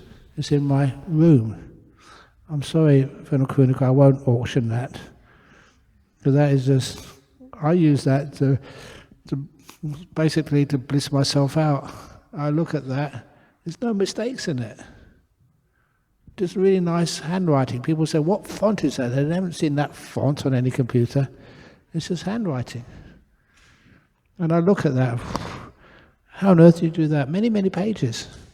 It took such a short amount of time, because it was after I was meditating, just the ideas come out, you just get in that zone, you just write it. That's how you can perform to such incredibly high level in such a short time with no stress. That's why I know when I did go and visit Mountain View in San Fran, you know, the Silicon Valley place, went into Google headquarters. They have a meditation room, which they let me sit in. So was Facebook. Facebook, their address, they got a big campus there, so their own road, and it was their address is postal address, number 1 Hacker Drive. They call it Hacker Drive. That's Facebook postal address. No one ever sends anything there, but anyway, going there. Also, they have a meditation room, and they do that because just 15 minutes or half an hour being still. You come out afterwards, you get new ideas. Your mind is ready to create sentences, ideas, reports, really quickly. Trouble is these days, we waste too much time. Productivity and innovation are just not there anymore. We're just too tired. If I was a CEO, I'd insist that you meditate. Company's time. But meditate properly. You get much more out of your workers. It's called exploitation. But in a good way. Thank you, Ajahn. Okay, question from the crowd. This. Yes. Hi, Ajahn. My friend who's sitting next to me and I, we try very hard to practice the precept of not killing, but unfortunately we live in a place that's full of cockroaches. And the other night, my friend found me killing some and insisted that it would bring me very bad karma. So I want to know, if the Buddha lived with us, what would he do? What was in there, sorry? Oh, we live in a place full of cockroaches. And unfortunately I can't resist killing them. No, honestly, if you possibly can, if there was a Buddha there, he'd spend so much loving kindness towards those cockroaches, they wouldn't bother you. And you also understand, what are the cockroaches there for? The cockroaches need water. Put water outside for them. They need some sort of food. Make sure that where you live is very, very, very clean. we had problem with cockroaches in our kitchen once. And I was very disappointed that we were getting on top of them in our kitchen. We had all these amazing ways of capturing them and taking them a long way away. But then one of our anagarikas there, there's a postulants, decided it wasn't going fast enough, so he decided to ring up for some expert assistance. He rang up the local council. And as soon as their health department, "You got cockroaches?" He said, "Well, you better get rid of them or we're going to close you down." And that was a terrible, terrible thing. So we had to get that kitchen sprayed. Otherwise there'd be no Bodhinyana Monastery. But from that time on, every week we make sure that that kitchen is basically everything taken out and cleaned to the max. We haven't had any problems since. That was many, many, many years ago. Be kind to the cockroaches. They were a special type of cockroaches, nothing against Germans, but they're called German cockroaches. And they said especially they come in with cardboard. It took more effort to keep that place clean. But ever since we started keeping it clean, no more problems. And it was worth it, spending that extra effort. So those little cockroaches never needed to be threatened. Please talk to little insects. They do understand. I've seen that too many times in my life. Just one of the huts I stayed in over in Bodhinyana, it was one of the A-frame huts. It was right next to an ant mound. And one of our rules, we're not supposed to build huts next to ant mounds, but there's no other place to put it.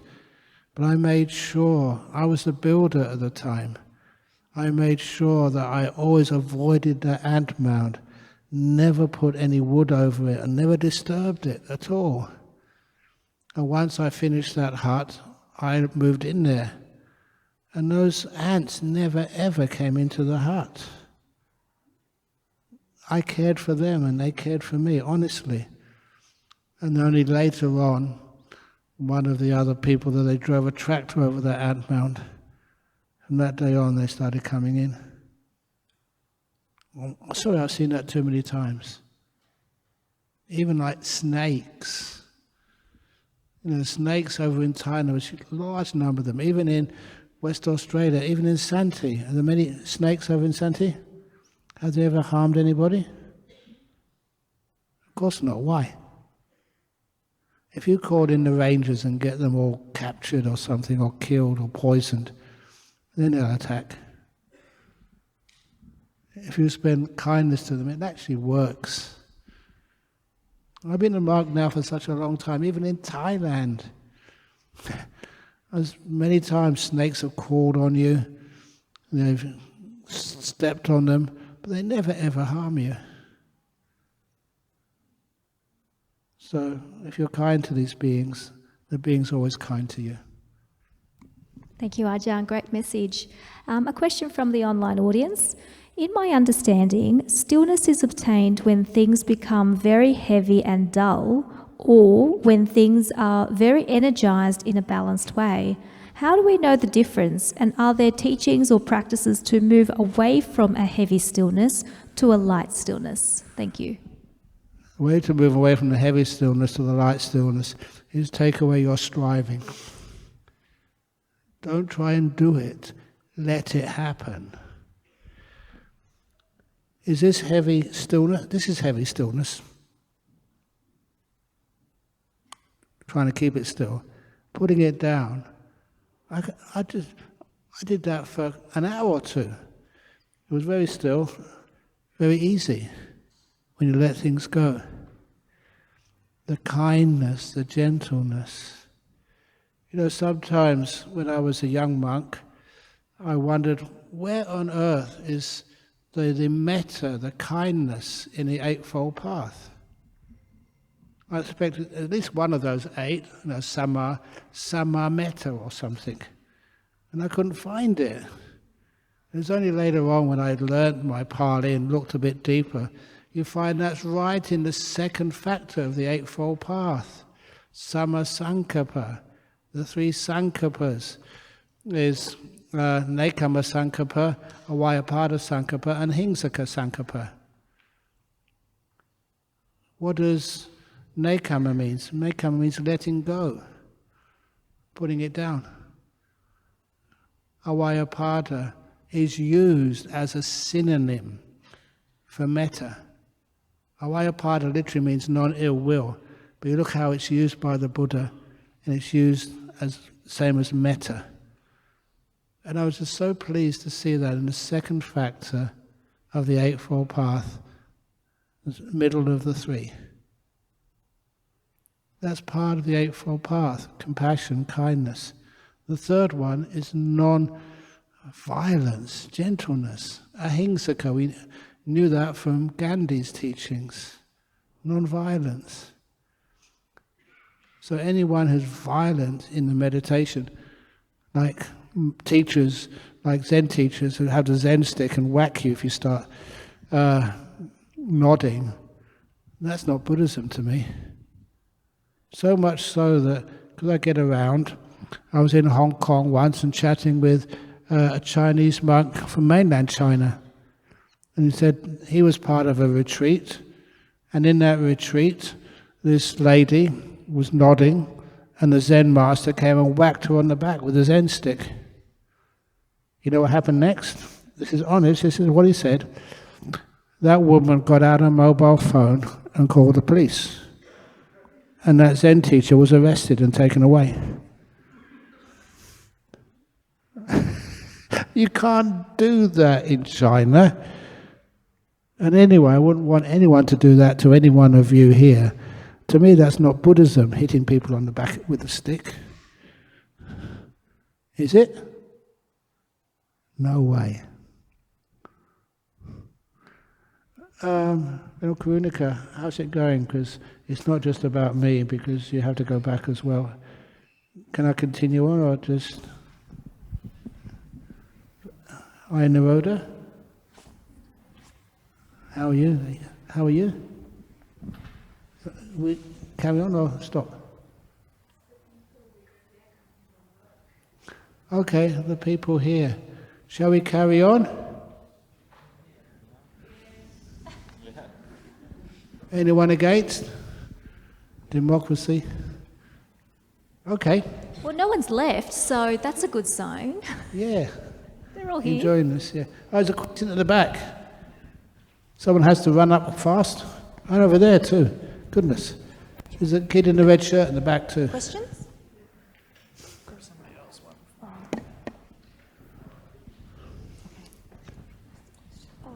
Oh, back there.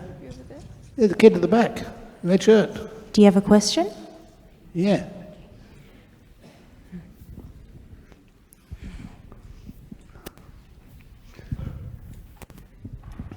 One over there as well.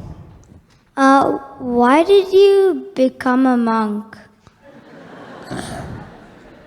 Why I became a monk? Can I give you a true story?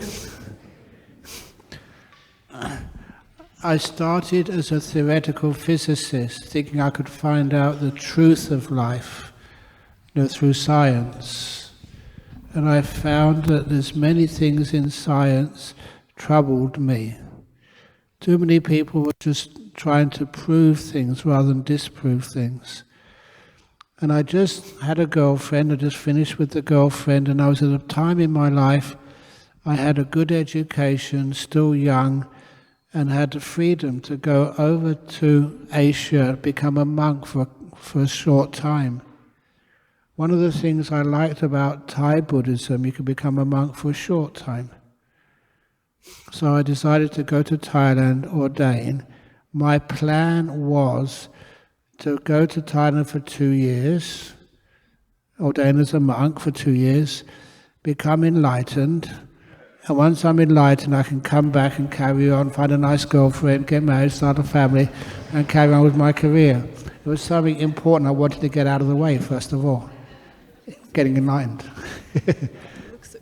That's how much I understood about Buddhism.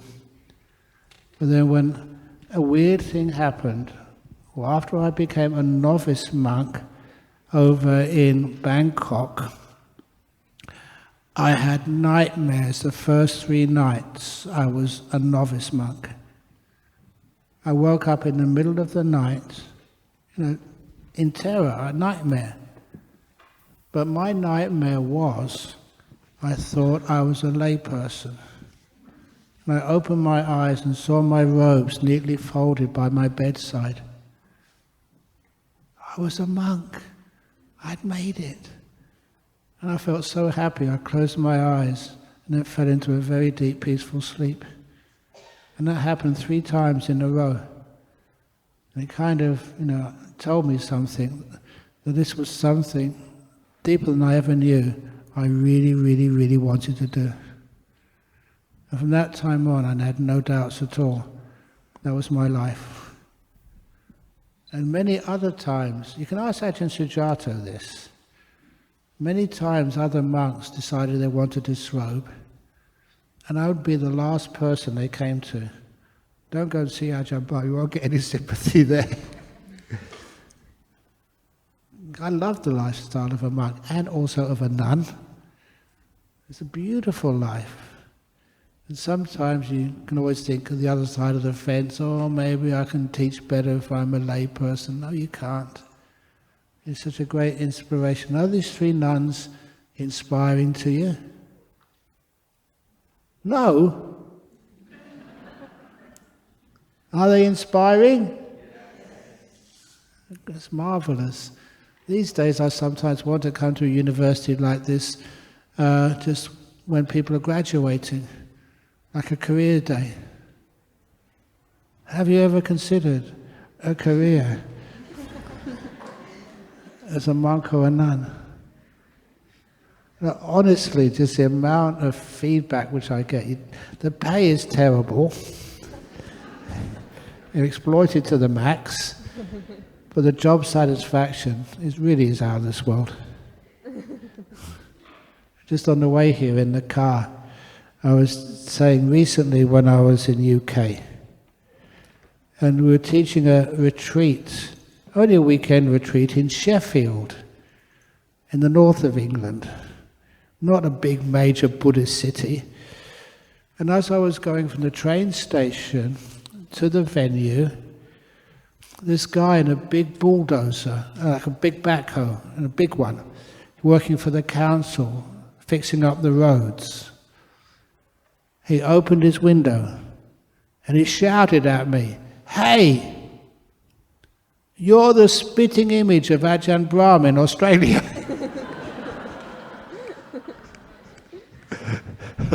I said, yeah, that's understandable. I am Ajahn Brahm, but not in Australia. I'm in Sheffield today. And he stopped his machine.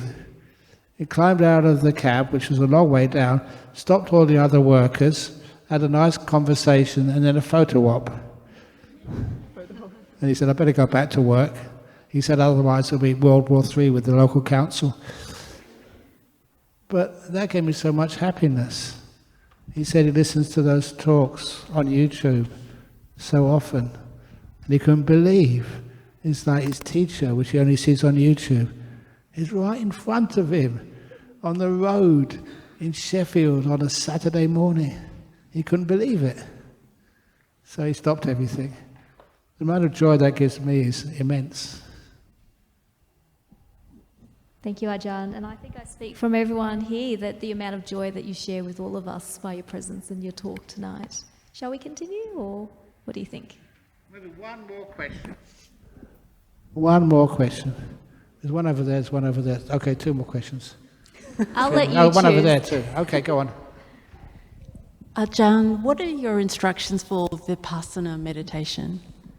Vipassana meditation. There's no difference between Vipassana meditation and Samatha meditation. The 2 go together. Quickly, Ajahn Chah. Can you see the front of my hand? See the back of my hand? Back of my hand is like Vipassana, the front is Samatha, you can't separate them. You might think you're doing Vipassana meditation in the front, Samatha has to be in the back. You may be thinking doing samatha meditation, vipassana has to be right behind it. Sometimes you think you're doing both, on the side. You cannot split them up.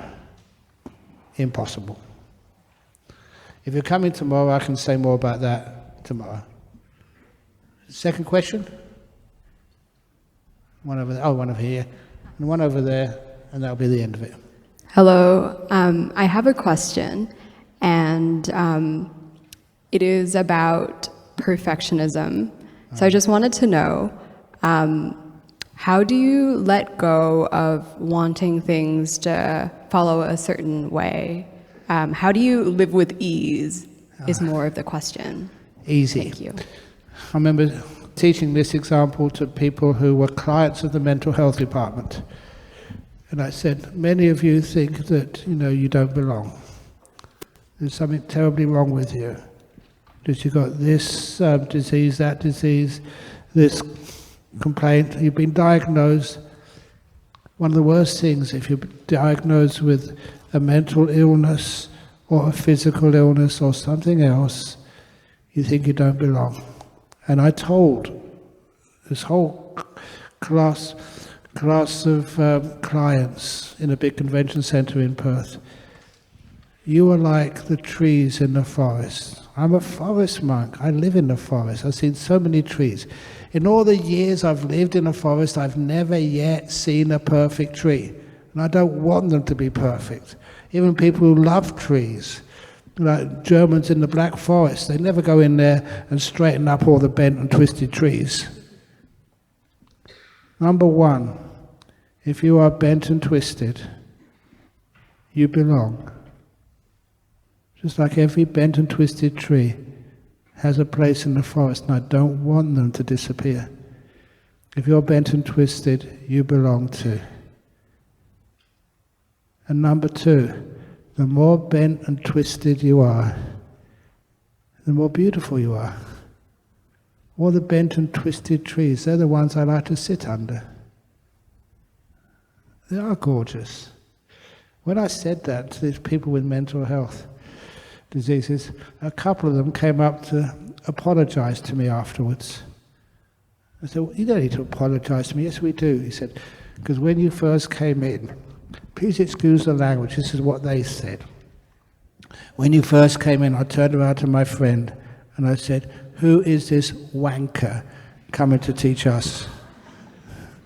And they didn't know. I wasn't wearing a white coat. And they said, but you made us cry and laugh. Thank you so much. Trees in a forest. You don't want the forest to look perfect. In fact, it looks much more beautiful when it's not so perfect. If you want, I don't know if you've got a partner in life, but if you have a partner and they're perfect, they will drive you crazy. Please get one who's bent and twisted and all over the place, but who loves you. That's much better. Okay? Yes, thank you, Ajahn. There was a question over there last. This is the absolutely last question. I promise. No, that's okay. One more.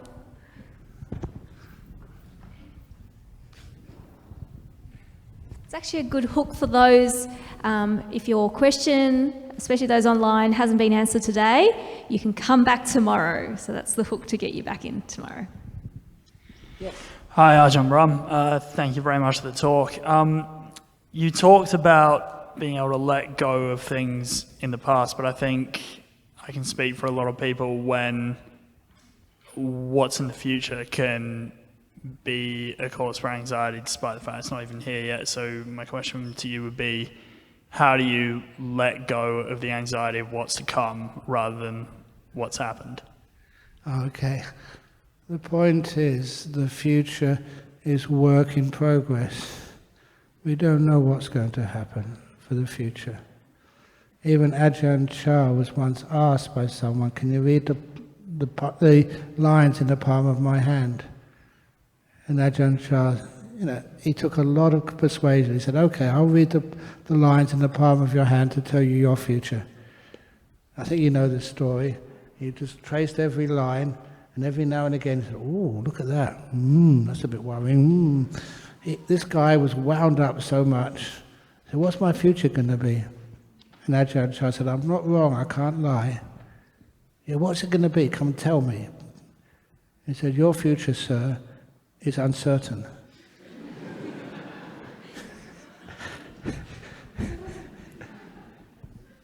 And that was so true. Your future is still being made.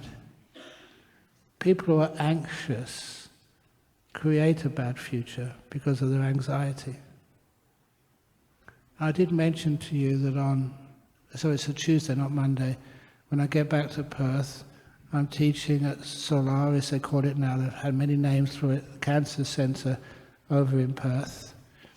I've been teaching there for about 33, 34 years, every year. And I once asked, why do you keep inviting me every year?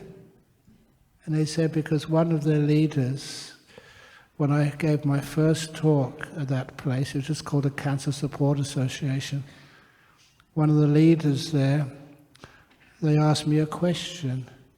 They said they had breast cancer and had to have the surgery, the breast taken off. And they said that was so traumatic and so painful. I don't know if there's anyone, ladies here, who've had breast cancer, had mastectomies. As a guy, you can't really understand what it feels like. But it's so painful and so psychologically painful. And they asked me the question, said, no, I'm in recession now. What would happen if it came back? That was their question. And I said something very simple. What would happen if it never came back? And I didn't realize how powerful that statement was for her. She said that solved her problem.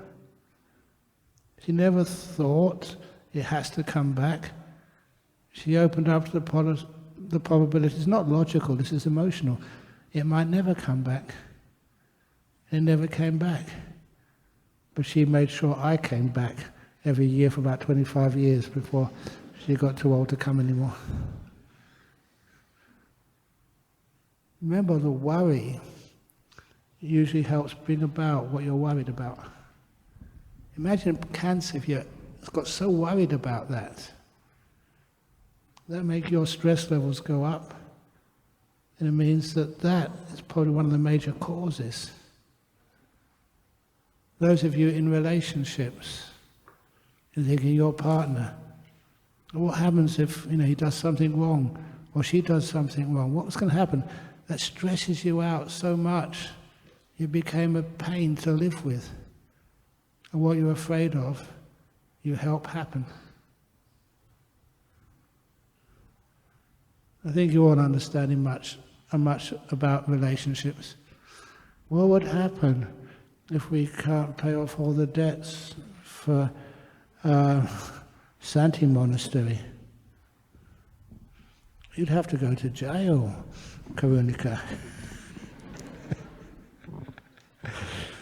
People can worry like that. Well, I guarantee, no worries at all.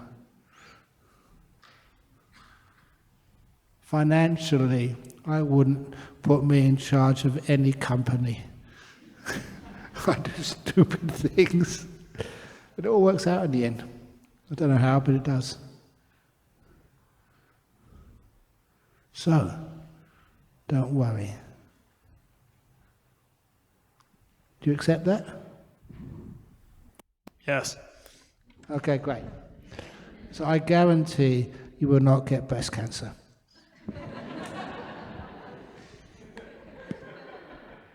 Sorry. Okay, that's enough. Thank you, Ajahn. Thank you so much.